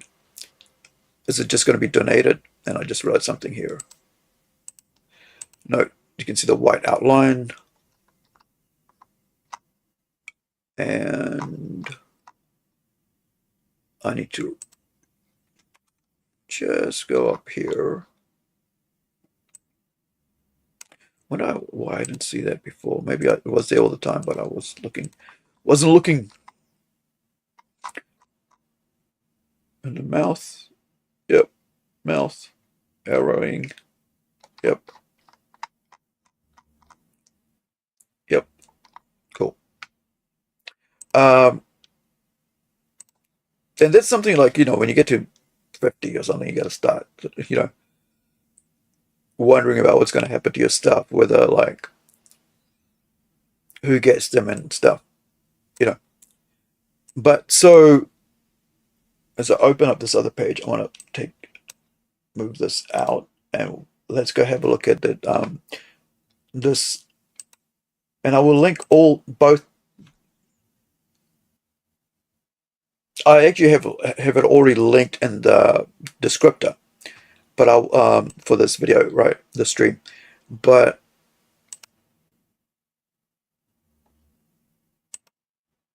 there's a 15-minute interview, and we're only going to look at one portion of it, and it's about his discussion on political correctness, and it's put out by Proco, and it broke my heart, like, as an artist, to hear somebody, because of fame, has got into a point where and he passed away 2 years ago, but 3 years ago, right? That because of fame, he couldn't be true to himself. And I am going to, where is it? Do a,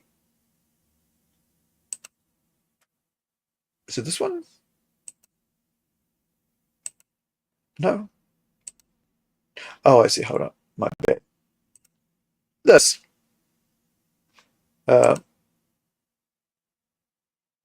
Wait, let me do it. Okay, hold on.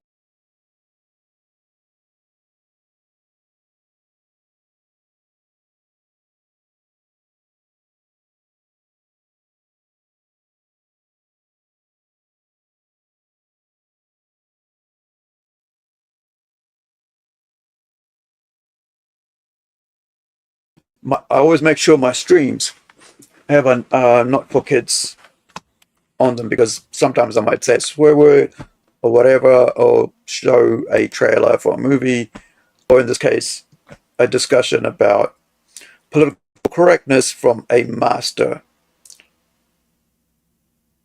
who, illustrator, one of the greats.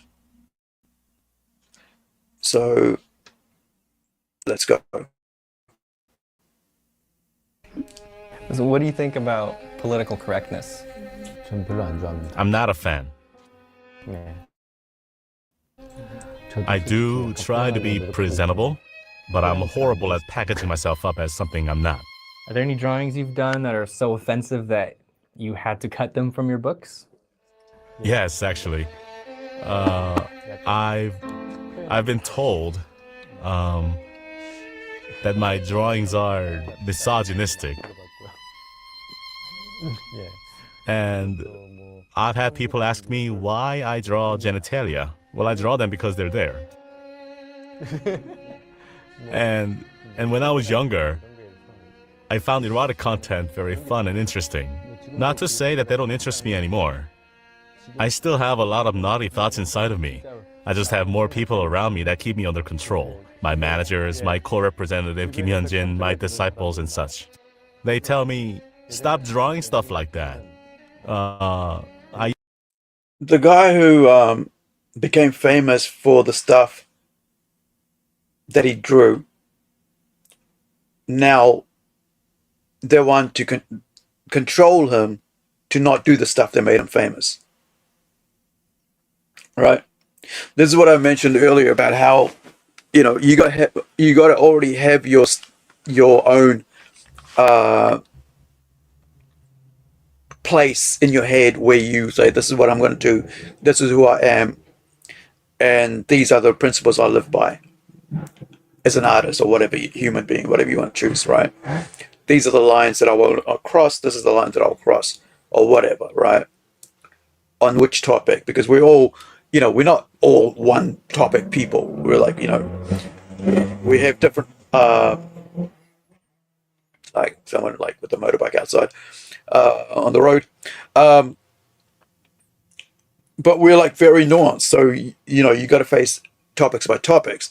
But what I found really sad was that, and why I stopped, I had to stop and go, well, maybe it's something we got to discuss on. I mean, everybody needs to see this. Sorry, you got to see his face like that. But, Kim Jun-gi, he didn't get to prominence because he was doing something else.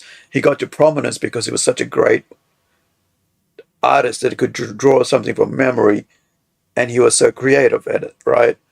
And then now he becomes very famous, and he's got managers, he's got agents internationally, not just locally in Korea, in South Korea, but around the world. And they want his work.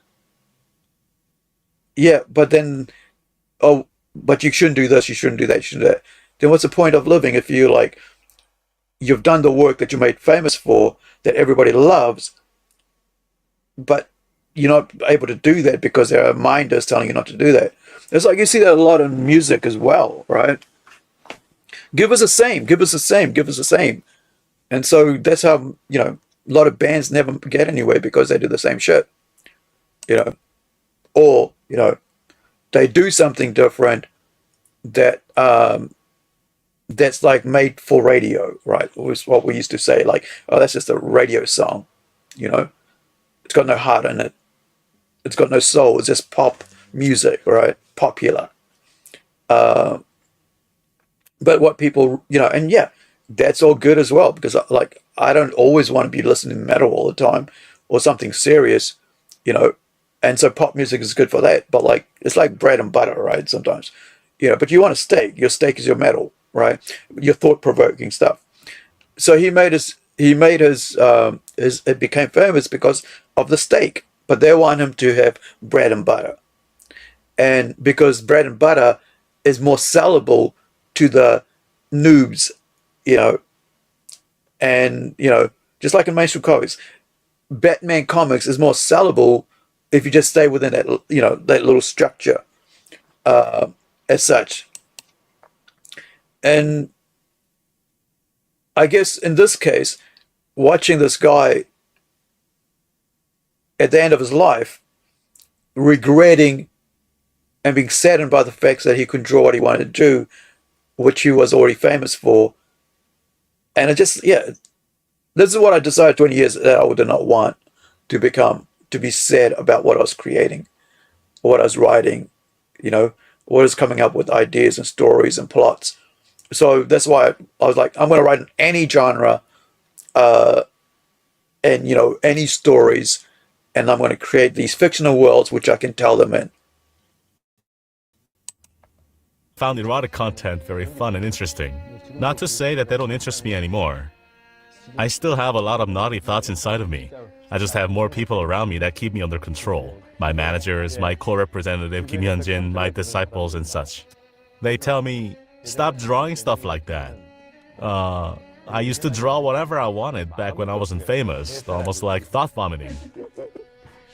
But since I now have a reputation to keep, I have limitations. That makes me a little sad. That makes me a little sad too. The guy wants to draw genitalia. Let him draw genitalia. They're his drawings. It's his art, his expression. He kind of had his last hurrah in 2015 with the release of Omphalos, a collection of the naughtiest of his naughty works. What does your wife think of it? 와이프도 She asks me, how old do you think you are to have so much naughty energy? Just think about it, you're the father of 2 children. Do your kids see those drawings? Yes, I don't really hide my drawings from my kids. When they want something to draw on, I give them my sketchbook, and sometimes it has erotic drawings in it. They seem fine, to me at least. My son just says, Dad, you're a pervert.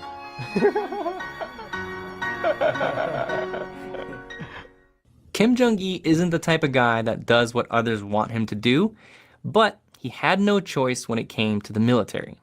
In Korea, every man has to serve 2 years.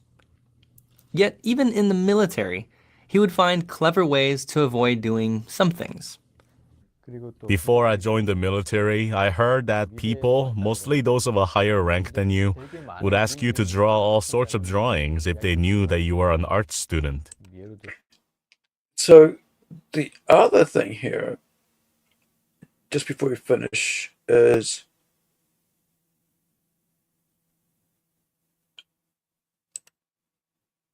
he's talking about his childhood, which is very important. So early on, once my nephews, you know, as soon as they're interested in something, I'll try to get them that, right? Hey, I'm interested in art. Okay, here. I'm interested in games. Here, right? Because when I was growing up, I didn't have someone there to say, hey, oh, is that what you're into? Okay. You like music? Oh, yeah. You know, let me get you this or this or this. You know, learn more about music this way. You know, or, you know, if you're into art, okay, let me buy you some pens and paper or a pad or something, right? And so with that, it's like, you know, in the 80s and 90s, I realized that, like, I don't want to be that person. when I see somebody who's lacking tools in what they're interested in, yeah, I'll provide the tools if I have the means to do so. And I think, you know, when kids are young, you do, you know, they change their what is it called, their interest very quickly, and so a lot of people tend not to support them in that time of interest in they're young when they're young because they think, oh, they're just going to change their mind. But you never know if they will or won't. And so the fact is that you know, you don't have to give them like the $100 pen when you could just buy them a $2 pen, right? You don't have to worry about buying, you know, a $50 drawing pad or whatever, you know, book, and just get them a couple dollars worth of books, right? You don't have to like reach for the sky for something to actually help someone. And I think a lot of people think that like, and it also has a lot to do with how the child is raised as well, right? If you're raised to only, you know, have the most expensive stuff, and if that's how you've been brought up, well, your parents and your guardians have done injustice to you as a human being, because when you grow up as an adult, you will not be satisfied with anything less than the best. And because of that, or quality, what you want to call it, right? It actually makes you quite a shallow person, and not who grows up without appreciating what you're given and what you have. And so a lot of, and this is what I've seen with a lot of like, you know, European kids in the West who basically have $1,000 cell phone in their hand, connected to everybody in their friends group around the world, wherever, yet are so miserable because they don't understand that they have walking around with a computer in their hand. When we were kids, 90% of us, or 99% of us, or 95% of us did not have a computer in the house, right? Let alone a gaming console like Nintendo or Sega, right?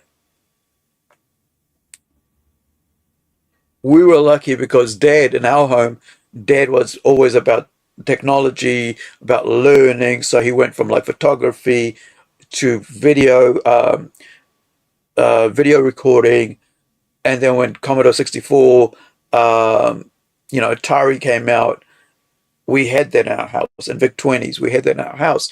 But we didn't go any further than just the fact that these are gaming things. You know, there was no sort of like, okay, computers will be the things that take over the world. Computers, learning to code will get you further in life than just gaming on it, right? Just putting another cartridge in there, or putting a 3.5-inch floppy disk in there, right? And so, you know, I think actually I might leave this video off here. So, and the links in the description anyway. So, if you know, a lot of kids, you know, in the 80s, grew up without knowing what the future would be like. Understood that there's like this whole new world that's going to come, that they were never going to understand. But if they did, you know, if they were encouraged to, they would be able to, you know, have a whole future open up to them, career-wise, if they only had someone around them to tell them that, right? That if they only had someone there to say, "Hey, man, this is the future," and if you you know, if you get on board with it, if you learn it, it could be, you know, it would take you places that you never dreamt of or imagined, that it'll make you successful in ways that you wouldn't think about, right? This is I just want to play a little bit here from this video, but the descriptions and the links in the description of this video. This is Kat and Chat and Kat's video. I watch Kat's video every now and then when it pops up. So she's talking about this guy who's actually putting out a comic book for some freaking fan thing, you know. But he's actually an AI cheat. So I'm just gonna. It's a 40-minute video, but I'm just gonna play a couple minutes of this.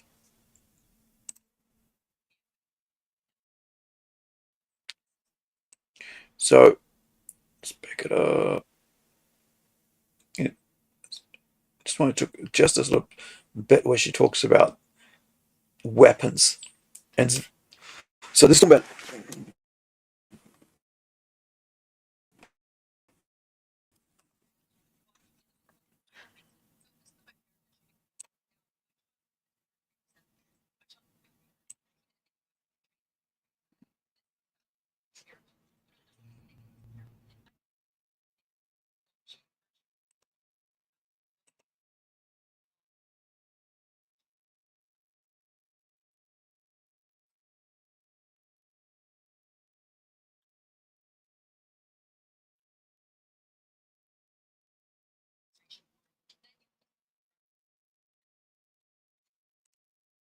I always say that, right?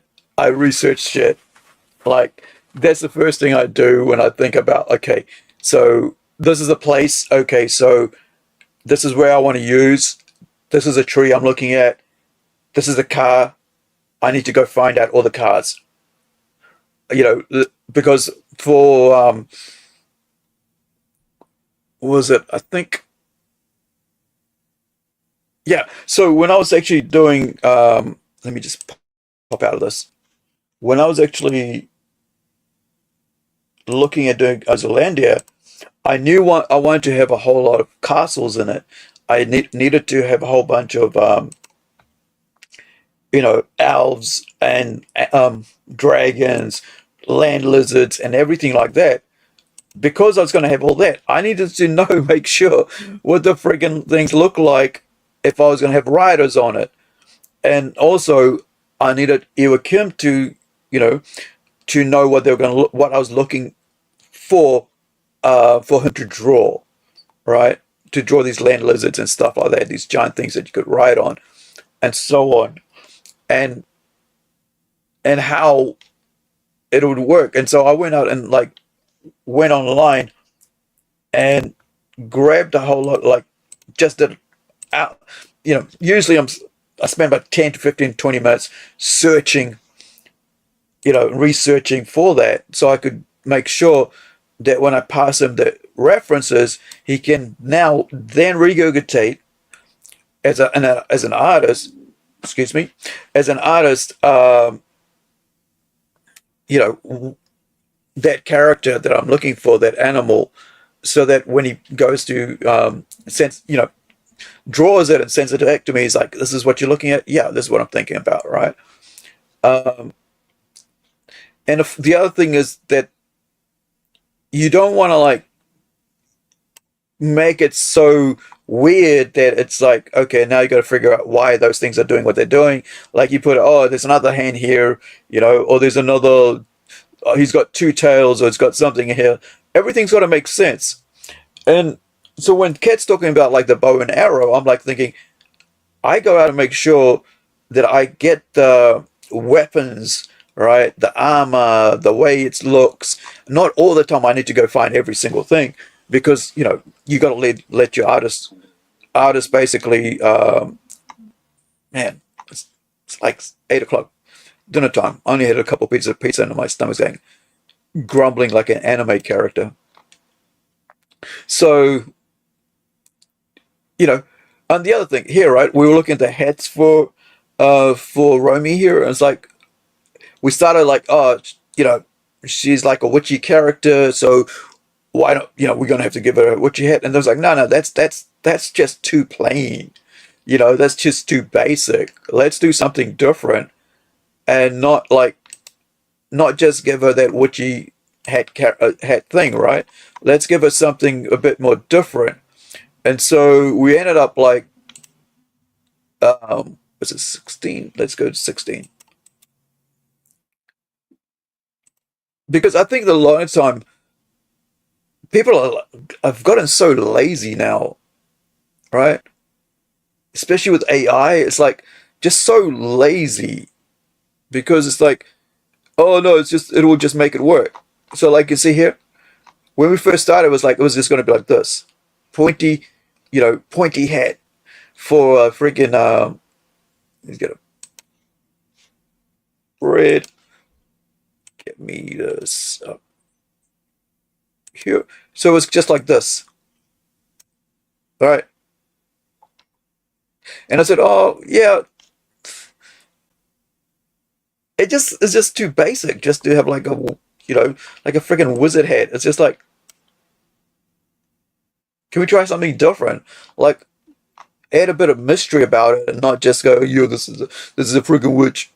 It's like, because she's not, then that also kind of like has negative connotations as well, right? What if she's not a bad witch, and so you just, by putting that there as part of a friggin' head, now she's now she's already seen as evil. It's like, well, let's and so that's decided, well, that's it's probably better just to like come up with something else. So Kim and I, we had a bit of discussion about it, and I said to like, yeah, let's go with something a bit more, kind of wide brimmed, but more like a cowboy hat, so it doesn't like it has a bit more interesting thing to it than just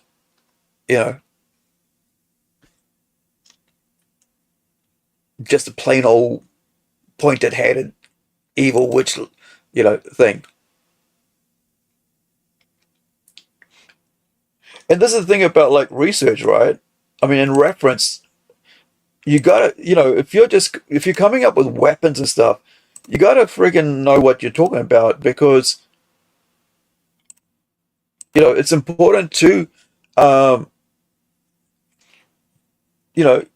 not just try to like just AI everything, because AI is not going to know what the hell it's trying to do, right? And the other thing is, this guy's probably never held a friggin' bow and arrow before, right? There's Vendaru Bellafor, right? Character.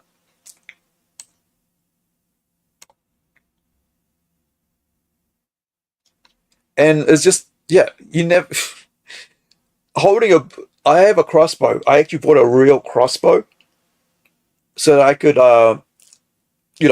because I want to use a crossbow in one of our characters, and I was like, okay, how hard is it to put it together, especially the ones that, like, they say like it's a self bolting, right?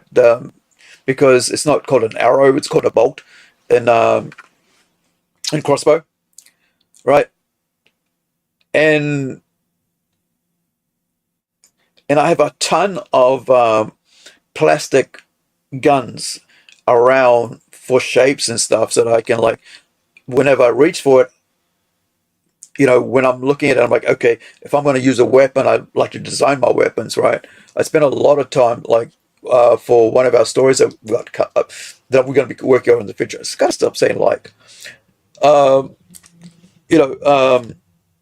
where there's a lot of weapons, futuristic weapons, but just because they're futuristic doesn't mean they aren't ergonomical, right? It's one of the things you learn in design school, where if you're creating a design to be used by a human, it has to have form and function, right?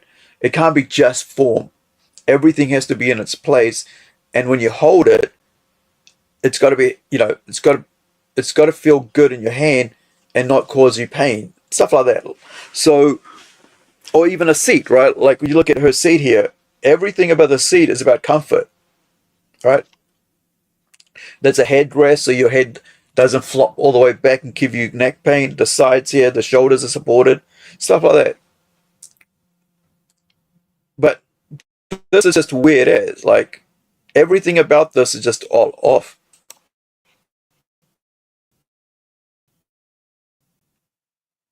Like imagine this thick thing going through your fingers and you're holding your fingers tight there.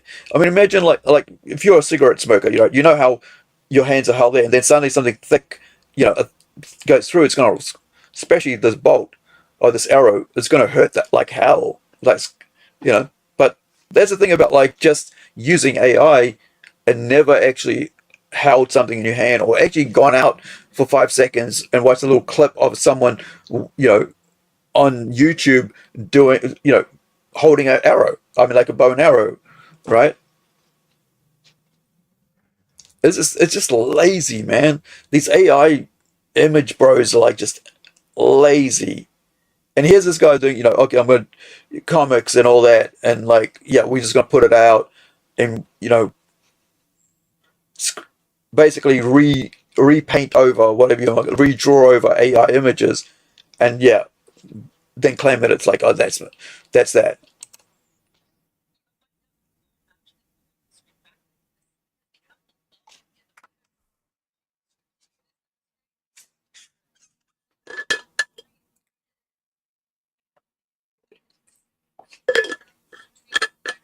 Hmm. Hmm.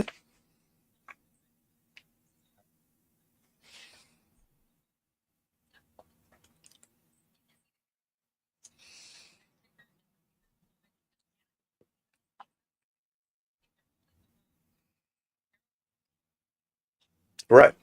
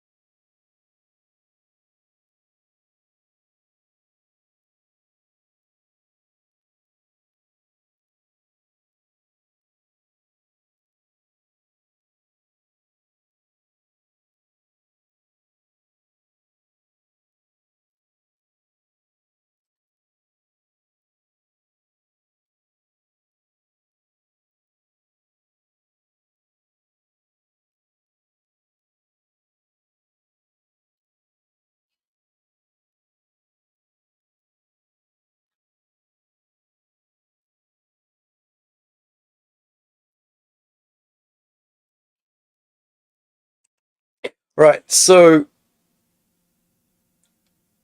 it's a whole bunch of stuff, right?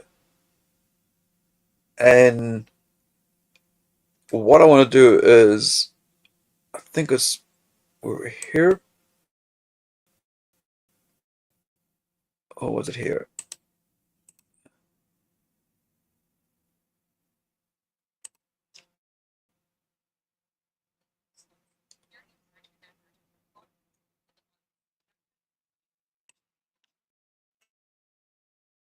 Yeah. Uh, so there was this other one about, and these are people that are making a lot of money, right? Using AI. And then, but they're not saying they're using AI. But then they get caught out saying, oh, well, then I'm not using AI. Look, here's my videos, right? Here's me making, when you see it from like, I'm not going to play the whole 40 freaking minutes, but like this thing here, right? So this is a old timey phone, but look at how many like numbers they have on it. You're supposed to have like 10, 1 to 10, right? Or 1 to 9, right? So 0 to 9. So yeah, there's no more than 0 to 9. So there's only 10 numbers on a friggin' rotary phone. We used to have them in home. So back in the day. But I think there was one here where they talk about how in Discord, how they're cheating after saying, like, coming out hard on, you know, on X and saying, I'm not a, I'm not a, you know, I am not a AI cheat, you know, and it's like, I've got all these videos I can show you how it's done, but then to find out, like, hey, look, this is them talking about how they're cheating.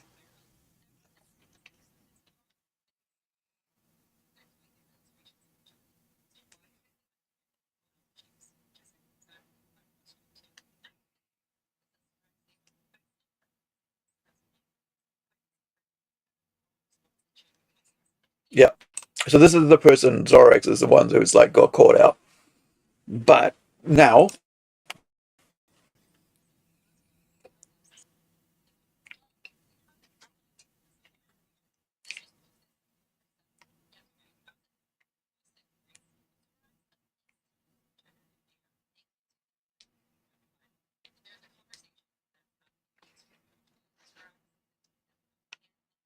so Indonesian or Filipino, I think that's Indonesian, right? So this is the problem with a lot of people who don't understand that a lot of people outside of the, you know, outside of the Americas, right? What do you want to call it? There are other people out here who do art, right?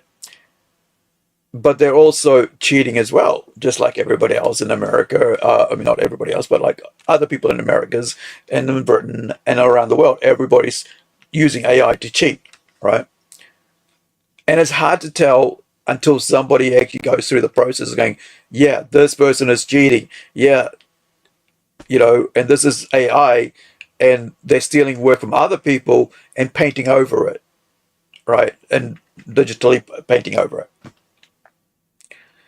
The other week, the con, they had somebody get kicked out and arrested because they wouldn't leave because they had to call the police because they didn't want to leave because they would want to sell their AI art. There's a guy from Disney, right, who's using other people's work from Disney to promote his own work while he's working at Disney. For the that Lorax game or whatever it is, card game, you know. So it was just crazy.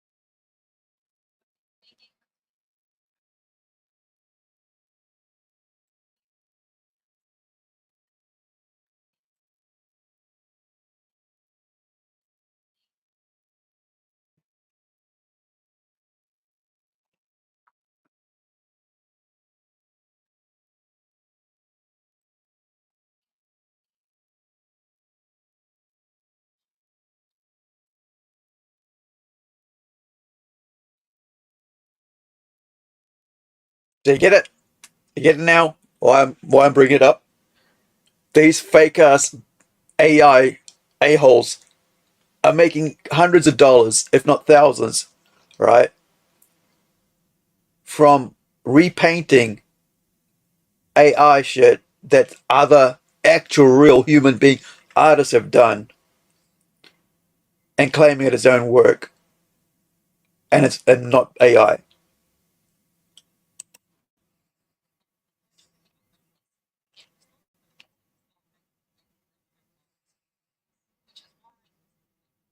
Mm.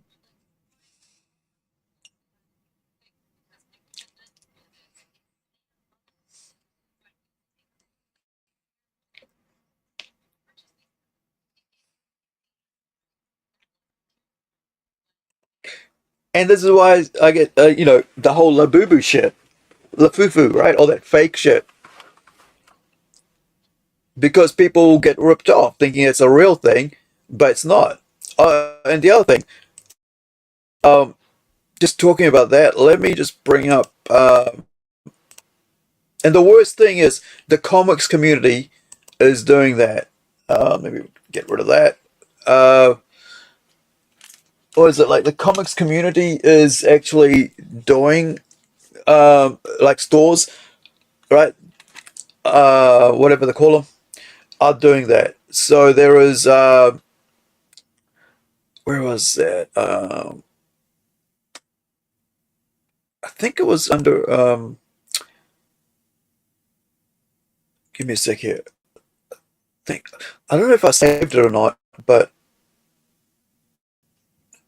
it was like $100,000 worth of, hold on, where is it? 100,000 uh fake Lafufu, actually fake Labubu container.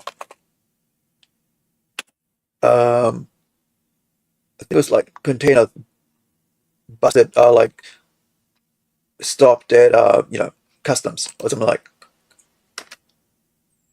custom. Let me see if I can see it. Stopped. I wasn't gonna bring it up, but I was like, so I didn't. Yeah, here we go. Here we go. Got it. It was on today. So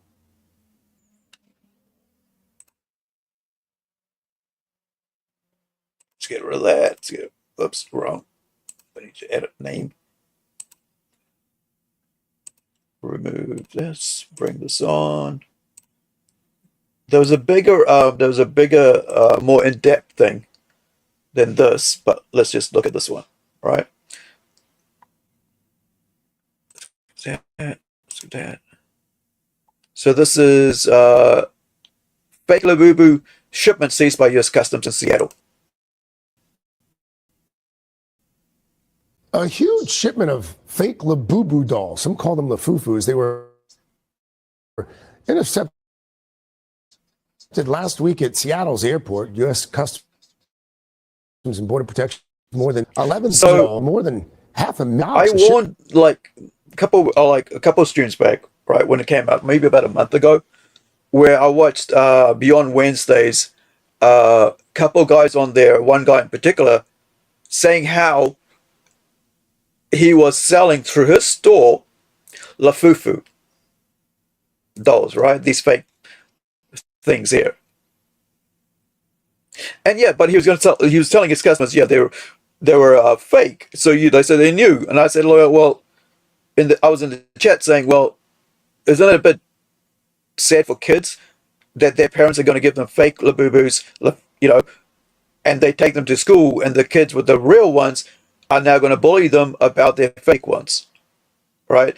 And the other thing was that just this, I think last week or the week before, it was so bad, like the fact that even South Park did a thing on it, on Labubus, right? And they actually did the same thing I said about 3 weeks ago about kids fighting over it in schools. But these so-called like flippers, right? are happy to flip fake stuff, which is illegal to do, and they'll do it on, like, on their live streams and saying we're doing this, self-snitching, and thinking they're so cool doing it because they make a lot of money from it.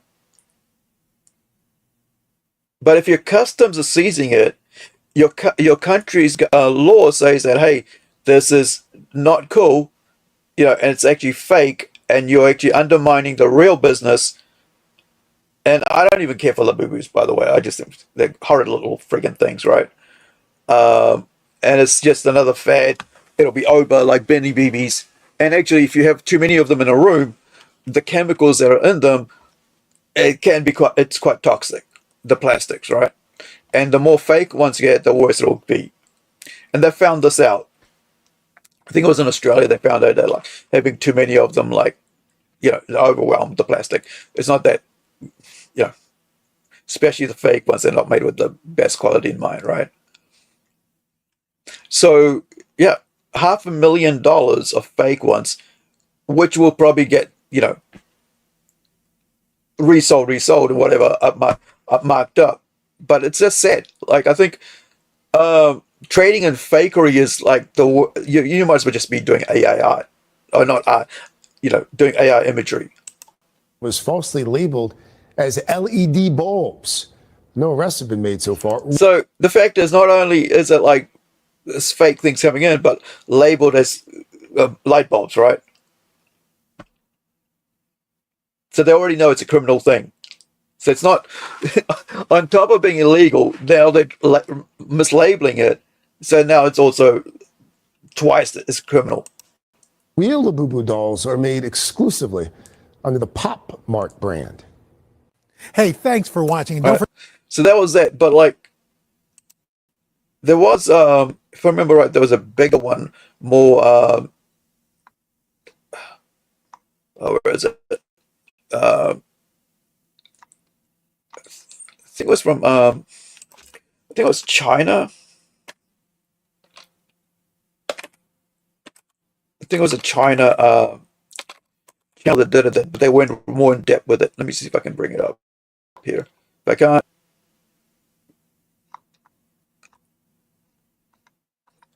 yeah, I won't worry about it.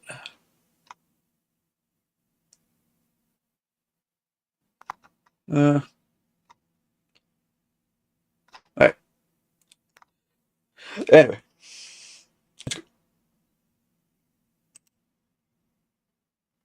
Stop there. Move from there. Go back to cat. Yeah, so yeah, let's just let fakery happen, right? Let people get scammed. Let's get because hey, it's making you a bit of money, but, like, yeah, let's not worry about everybody else getting scammed. Yeah, but it's all cool.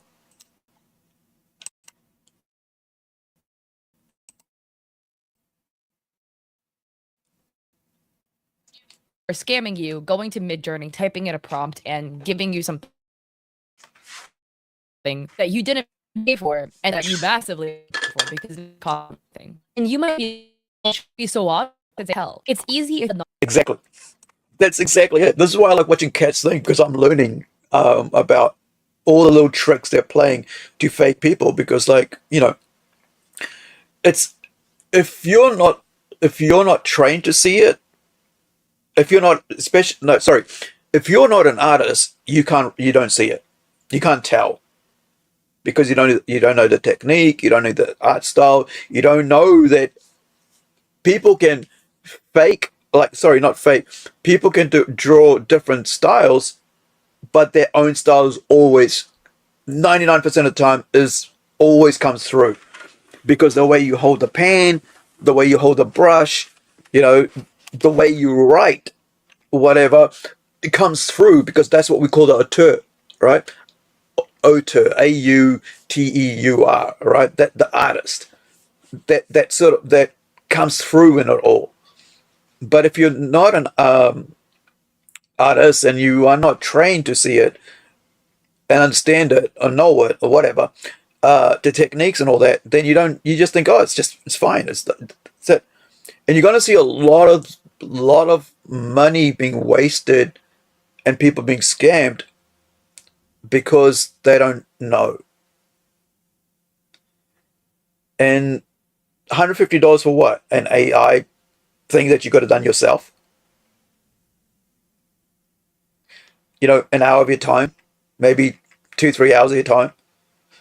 Basically, it would have been way far better to do that yourself than to pay somebody $150 to do that.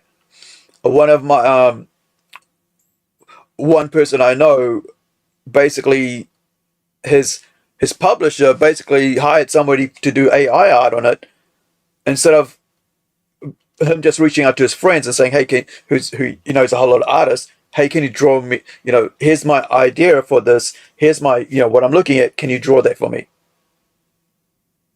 Instead, the publisher paid a freaking AI person to prompt it. And we're like, yeah, that's a low blow, and we're going to distance ourselves from you.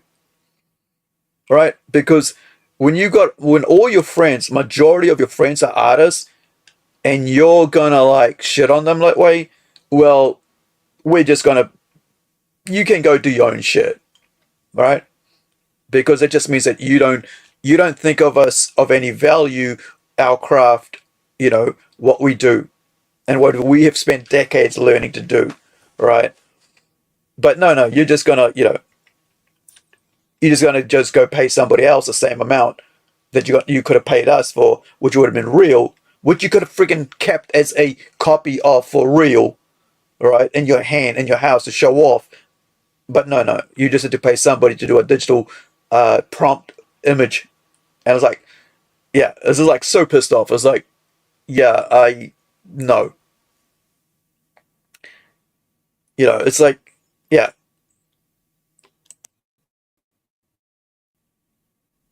Already of a subject like art, right? To assume that everybody can see things the way you see things. And that's just not how life works. Especially painted over AI, it makes it super hard because then there's legitimate aspects in it. So that's what makes it even harder to tell. I consider myself pretty decent at judging whether something is AI or not, but sometimes I don't want to make videos about it if I'm not fully certain, you know? So after all of this was, I guess, a DM that Zorax sent Lucid, where Zorax wrote, "Hi Lucid, I want to sincerely apologize to you. You are right to expose what I was doing. I understand why you did it, and I shouldn't have hidden or denied anything. I take full responsibility for my actions. The AI usage, the things I said in private chats, and all the mistakes I made. I know I hurt others and created distrust, and I'm truly sorry for that. I'm stepping back now to reflect, detox, and re-care of financial responsibilities, be transparent with VGen, and delete my accounts to start fresh. Thank you for being honest and doing the right thing, even if it was difficult. I hope one day I can show through my actions I've learned and changed." And Zorax posted this on their page. So, hi everyone. Remember how I said 20 years ago, I decided what I was going to be with my art and how I was going to like, with my stories and so on, what I would tell, what I won't, you know, what I would write about, what I wouldn't write about, what I would restrict myself about and what I wouldn't 20 years ago. See, this guy or this person, whoever it is, not Cat here, after being exposed, now he's going to go away, or they're going to go away and sort their life out, right? Not before coming to, before doing the shit and establishing themselves like, okay, so I'm not going to go out there and use AI and say it's real work, that's real painting, that I'm not going to rip people off, right? But yeah, you know, after the fact, right? So after I've made all the money, after I've scammed everybody, yeah, then I'm going to be a nice person now. You know, I'm seeing this a lot, especially in the indie comic scene now. It's like after the fact, you know, after I've got all your money, then I'm going to do this. It's like, don't ask for the money first, then do it, and then, you know, ask for the money later. This is Zoe. I want to openly and sincerely apologize for recent actions and words that were inappropriate and disrespectful. I take full responsibility. I used AI as a base for coloring without being transparent about it. I know this created distrust and disappointment, and I should have been honest from the start. I will clear all outstanding payments and fully disclose everything to VGen. This is part of taking responsibility for my actions. After that, I will delete my accounts and start fresh. This isn't to run away. It's to reflect, detox, and rebuild trust through transparency and integrity. I hope this serves as a lesson to anyone considering See, now they want to educate. Now there's a victim, right? After playing victim, sorry, Kat, let me similar just, actions. right, here we go. I just got the wrong, there we go, that's better. All right, I don't want to stop her on the wrong facial. So it's, so after being exposed, sorry, got exposed, then said, no, no, no, no, no. And then said, no, here's my, me doing it. And then like, no, that doesn't look real. No, no, no, it is me doing it. And look, here's more of my work. And then a lot more people go look at it and go, no, no, it's not that, right? Kind of like reminds me of Liam Gray or whoever that person is on that unintelligent design, channel, right? Look at all my work, right? Look at all my work, and you get exposed, and like, oh no, no, oh no, and now I'm going to like backtrack and make up a fake video about me drawing it, and and then we're going to put this out, and then gets exposed because now people have him and them in the chat saying, "Oh yeah, I did use it and all this, yeah, but I'm going to do this as well, and then we're going to be all right." And he goes, "Oh," and then that gets exposed. Oh, now I'm a, yeah, I'm sorry, I should have known better. It's a usual shit that these people do, right? It's like I'll do better next time. But hey, hey, hey, take a lesson from me, people. Don't be like me now. It's like fuck off. Just go, just don't do it. Don't tell me that because you did it and you got caught that we should now follow your rules, right? That we should take lessons from you. It's like we don't need a lesson from you. We already know how we should behave, right? As artists, we know that we shouldn't be faking and bullshitting about who we are, what we're doing, right? We should be honest about what we're selling, right? Because otherwise, if we're not, then that's just scamming people, right? You're either a scammer or you're not, right? If you say you're going to get a product out and you take money for it, then get the fucking product out. Trust through transparency and integrity. I hope this serves as a lesson to anyone considering similar actions. Please don't. The consequences are real, and the impact on trust and reputation is so now they're playing the bigger man, right? Don't do it, everybody else. I mean, don't forget the fact that I made money off this, and I went out here lied to everybody after the fact, getting caught. After I kept running around in circles, try to say that I wasn't a cheater, that I wasn't scamming people. But I hope this serves as a lesson to everyone considering similar actions. Please don't. The consequences are real, and the impact on trust and reputation is very serious, right? To everyone after this point, I'm truly sorry. I will focus on growth, accountability, and doing better moving forward. Thank you for reading. Zorax. Mal goes here, goes, shameless behavior on how you try to gaslight everyone who was actually right. I just hope you didn't use AI for comics, right? Commissions. Yeah, but they did. It was $100 and $150, right? And $300. $150 and $300. And if you did, you should refund your clients. If you really take, if you really take full responsibility. Now, what was their name? Because I want to see. Let me see if I can find it.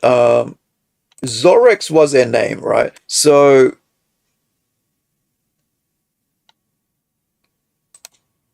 let me see.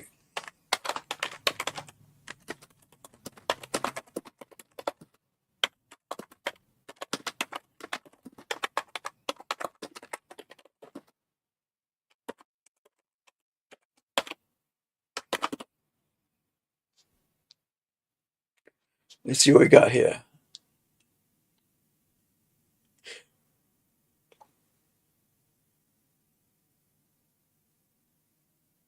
Okay. Link. Is this what we're looking at here?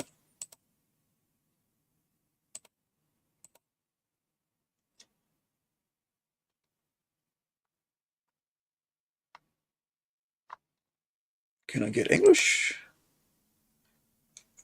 I mean, it doesn't look like that. No, I don't think that is it. Let me just have a look a bit more. Um, I'll carry this. Where was the hand thing? It was because I know there was I think it was the hero that had their name on it. Vendero Bellaflor. Let's see. Vendero Bellaflor. Vendero Bellaflor.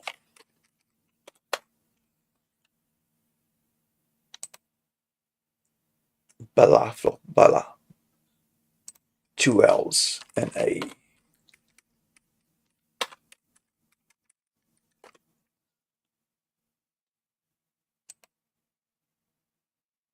Yeah. Bellaflor. Bellaflor. I always have trouble like remembering what I've just seen when it comes to text. And it annoys the hell out of me. Hmm.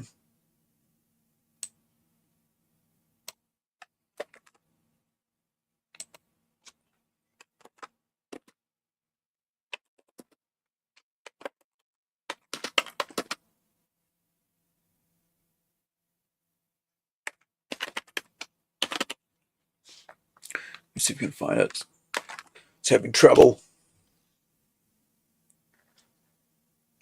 Bellaflor, the natural light. That's not it. Zorax. Let me see if I can try both names.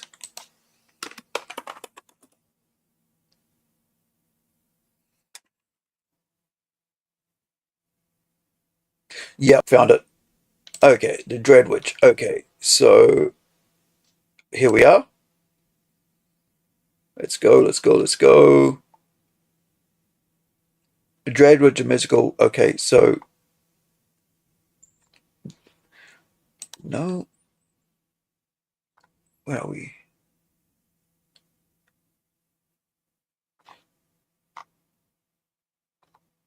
Come on, there's gotta be more than that.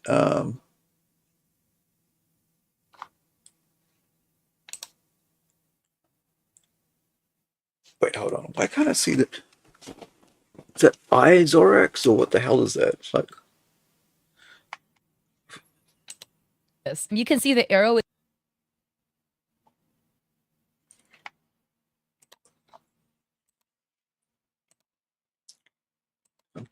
this is why it takes me so long to like research stuff because I'm like,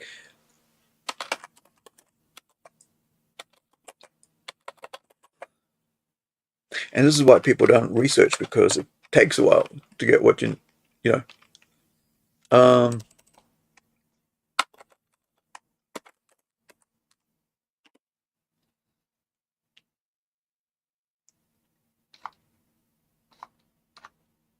for goodness sake. Hold on. Let's take it off there. Let's get over to here. So that. Stop screen. Can't even see the freaking oh, there's I then I. It's like I Zorax. It's like all right. Let's see if I can get this. I Zorax. Right? No.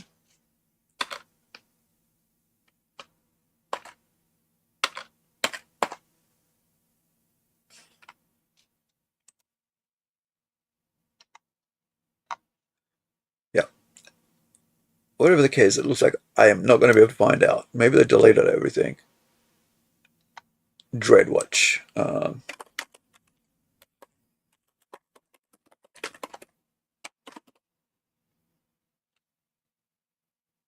Okay, maybe I can get through Dreadwatch.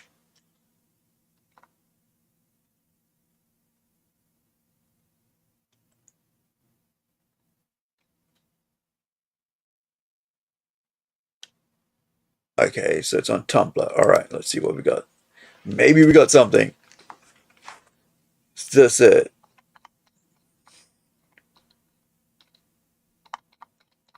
There's something, but it's not it. Looks like a fan comic type thing, but hold on, didn't they have like a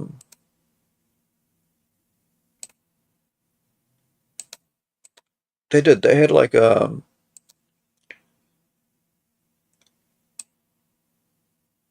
where they were selling their work online, right? So the commission.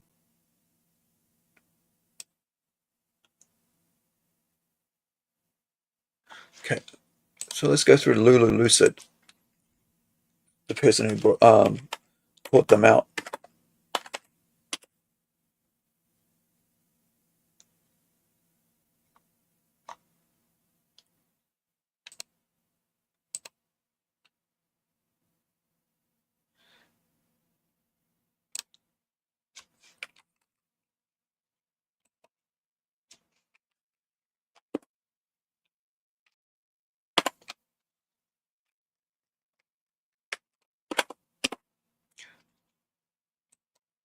Nope, nope, nope, nope, nope, nope, nope.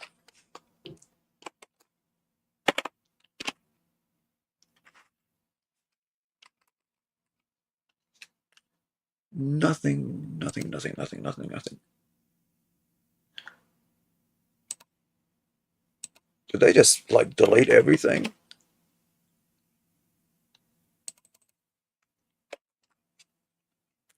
Let me see if I can go back and backtrack. It's like retro everything.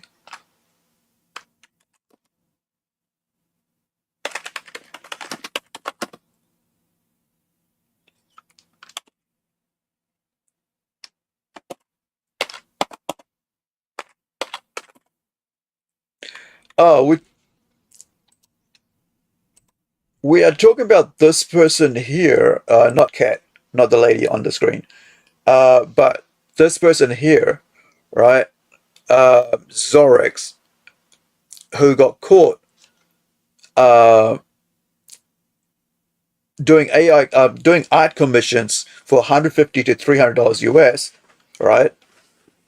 And backtracked, didn't fess up, started saying, no, I'm the victim here and stuff. So the links in the for this is in the description.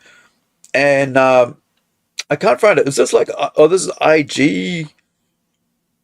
Let me go to IG because I think it'll be easier. I guess it's easier. Okay, Instagram, maybe. I don't go to Instagram. Like, I've got Instagram, but I hardly ever use it. Like once a month to like once every 3 months. So let me see if I can get all the hot potato things over there, as we call it here in New Zealand. Instagram. But yeah, let me just keep playing that while you guys watch that. So Full thread writing the AI accusation against Zorax, backed by Twisted Fae, Tried Kiss, Eternal Star, It's Chenzilla, Wendy's, Ali Archer, I Like Carpet. Sorry, that's a funny name. Atrophy. Where here's an AI checker and it flagged the piece as very confidently or highly partially created by AI. So Lucid adds my claim. I'm a firm believer that Zorax is using AI to assist their works. Where Lucid writes, I value transparency above all. I am one amongst a history of accusers. There stands to reason there would be some suspicions. I have nothing to gain from the stance other than pushing for authenticity in art spaces that I admire. I believe certain mediums are not made equal. While AI can imitate a process and a product, it's a disservice to artists who've done the hard work of studying, failing, and growing. My claim. I'm a firm believer that Zorax is using AI to assist their works. I believe in some form or fashion they use generative works and overpaint the images with texture brushes or smudges to alleviate suspicion of AI usage, going as far as faking work in progress and progress photos. Additionally, they've used these doctor images for commissions, thus profiting off of what essentially is deceit. Many have come forward in my DMs, their own fans, artists, and peers, to share evidence supporting my claims. I understand there are few this statement wouldn't matter to, dismissing the evidence as fraud. So don't take it from me, but the other qualified artists with years of experience who are skeptics of the work, which are listed already in the first tweet. If you have respect for any sort of artist, don't support this behavior. I understand that people can't distinguish advanced AI art or few, which is why I've tried to shed light on the situation. To be an aspiring artist, resorting to AI and passing it off as real work, I consider such actions a detriment to their craft. I like to make it known that Zorax has yet to provide evidence to suggest their work is not AI influenced, referenced, or overpainted in any way, such as a speed paint without suspicious cuts, or a full file to show workflow and creation process. They also avoid posting speed paints on Facebook, all of which is behavior common to AI artists. Here is some evidence provided. It's clear to me they have some sort of art education and not all their pieces are AI, but it becomes apparent between 2024 and 2025. You can debate this is extreme and expeditious growth, but any credible artist I know would refute that. It's almost impossible to make this kind of progress in a year. Substantial growth is shown through drafts and process work. If the artist is unable to procure transitory studies, the growth is even harder to believe. 2. Textures are easily replicated and are overpainted on top of the initial AI painting to achieve a traditional effect. Here is an AI work smudged to look like a work in progress. And this is the full kind of like work in progress piece, which again, when you take a closer look at this is just odd. The brushstrokes painted as part of the painting process. Again, kind of using this YouTube channel painting with painting portraits in oils, right? This is like the start of like a really, really choppy, blocky piece that you then build upon, right? All in one layer because it's done on canvas. Oh yeah, by the way, I used to work with a mural artist, like huge, as well as a painter, right? So he'd paint on canvas, but then, you know, he'd paint on like buildings, like interior, like the last painting that the only painting that I ever worked on with them, I had a wall about, 3 meters by 3 meters? Or 3 meters by 4 meters, something like that, for myself to work on. And he did everything else. So like an entire furniture store wall. And I watched him do it, and this is how he did it. Right? So went out there, did the lines on it, around the thing, and then he would put like a dark colors on, and then he would detail it, layer it on. And I'm like, I learned how to do that because of him, like how to color, larger works because of him. It's a very specific thing that you learn straight on. It's like you blot it out, and then you layer, right? It's time consuming, but it's it just feels it's this a natural coloring style before digital, right? That you did. And so the other thing we did was like he would I didn't mind freehand because I didn't have a design for it, was that he would have an outline which he did a small painting as a mock-up for the entire wall. And I'm talking about, I guess about, gosh, how big was it? Maybe about, was it 10 meters, 20 meters wide, right? By 4 meters, 3 meters high. It was like 3 to 4 meters high, depending where it was. And there was this another block, like an office interior inside that he had to paint as well as around the walls. So we're talking about palm trees, beach scenes and all that, like big, huge sceneries. And so he'd showed the, he was getting about 10K for it. So he showed the, what was it called? The owner, right? The rentor, whatever, of the building, of the business, said, hey, this is what I will do. And here's the mock-up of it. And then he would do a design on an acetate, right, of it, and then he would enlarge that, project that image, that scenery onto the wall, and then he would go on there and blot all paints around it within those around like the trees and stuff. And then he would go on to lighter, highlight it, and so on. It was such a learning experience for me that, like, man, it's lasted this long, right? Because I'm really self-taught when it comes to painting and stuff like that. And so that was like, I only spent like 3 weekends or something with him doing that, 3 Saturdays. And it taught me so much. I might actually be in a whole month. I don't know. It's like 20 years ago. So it was really, might actually be longer than that. About 99, 98. But it was so good, man. Like I really cherished that time. It was just watching him at his work on larger stuff when I was like working at about A2 size was the biggest I ever did anything. But you know, and then working with someone who was doing like meter, 5 meter long, 10 meter long, huge areas. I was like, wow, you know, using like house brushes, right? And using roller brushes, whatever you want to call it, you know. But yeah, This to me looks very suspicious because there's no like shape language in how the brushstrokes are blocked. It's not kind of like, oh, here's arm, this is gonna be the arm, like blah blah blah blah blah. Here is like jacket, da da da, like some sort of shape blockage happening that you can see with this.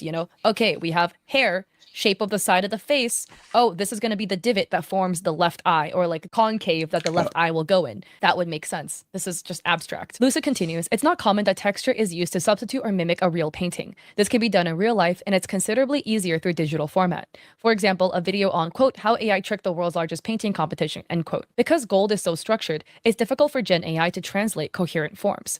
If this is supposedly to be an old rotary dial, there are typically 12 slots. Here they merge and diverge into a clock hand. And the buttons, that kind of design isn't usually made through human error, not with the wealth of techniques shown everywhere else. Exactly, we have the mystery clock with 17 dials in it, and buttonage. There's like a little tag on the clothing, which is interesting. 4. Stylistic differences should still translate over to fundamental understandings, like anatomy, perspective, etc. There tends to be a clear disparity in sketches versus paintings. Why is that? Here is their sketch, with the anatomy being kind of like choppy, which is totally fine. It's a very like expressive sketch with like another missing finger. And then we have this full on painterly illustrations. And then once again, we have this, right? This was the chibi-esque sketch. The hand with 6 fingers is from a heavily edited speed paint they've offered as a rebuttal. However, the cuts are suspicious. The iconography is inconsistent, another flaw of AI. This was again the hands, where let me remind you, they said this is a really long thumb. On a complete side note, the oopsies, it was a really long thumb is the most absurd defense to me, personally, because like if you make the thing, oh my god, I accidentally rendered 6 fingers instead of 5, right? People will still think it's sus, but they'll be like, oh, okay, we can kind of see that line of thinking. This is a really long thumb literally makes no sense because anybody, I feel, with this level of rendering ability would never make a thumb that looks like a finger. Again, more of the detailing, right? So we can see here, this is what I was pointing out, all the freaking buttons are different. 6, while this isn't conclusive evidence, the same thumbnail and overlap suggest overpainting and photo bashing. They heavily reference without crediting the original artist. Here we can see that's looking a bit rough. This is one of Zorax's pieces, where it's kind of like half of somebody's face and the rest is like rotted away. Interesting. Lucid continues, AI testers are not foolproof. However, some of Zorax's images in isolation are picked up by the scanner. Some AI artists can still bypass this method using glazing techniques and overpainting. Their own clients are voicing skepticism around commissions priced at $500. They have not received clear files without backgrounds, sketches, or speed paints. I'll make the same point about AI details and gold. It's all incredibly unintentional and haphazard. This is not a quality you would want in character designs, where the point is to design with clarity. So here is a character, very painted. By the way, this character is missing the back foot, and that is completely true. When it comes to a character design, the whole point is the design part, right? So like somebody should be able to look at your ref sheet and whatever and be able to replicate it. And if I look at this, I would not really be able to replicate it because a lot of the detailing are too fuzzy. Is this a skull at the base of the neck or is it part of the clothing detail? What is this chain connected to? Is it connected to this drapery here or this part of the draperage up here? Is there a close-up of the lantern? Because the lantern looks cool. Another character design piece. The other hand is missing. There's no full visible detailing on the back foot. A lot of just the elements in general are quite unclear. Another element or another character design that is quite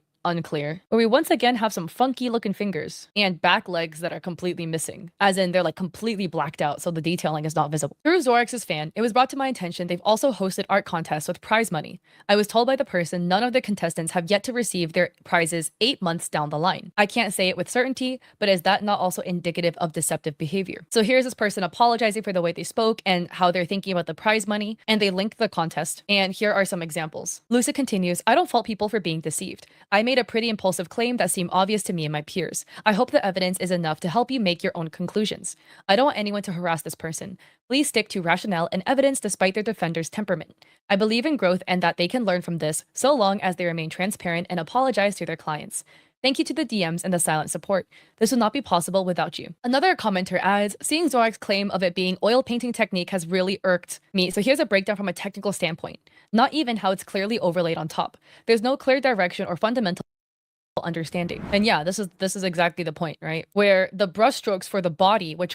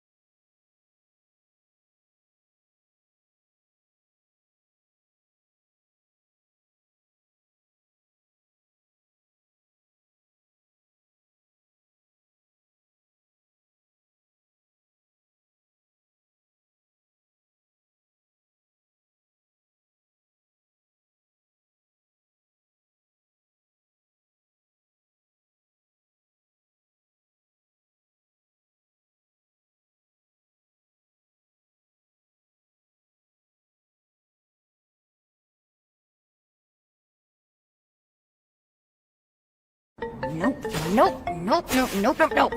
Can't stay here anymore. I gotta get back. I think this was the spot.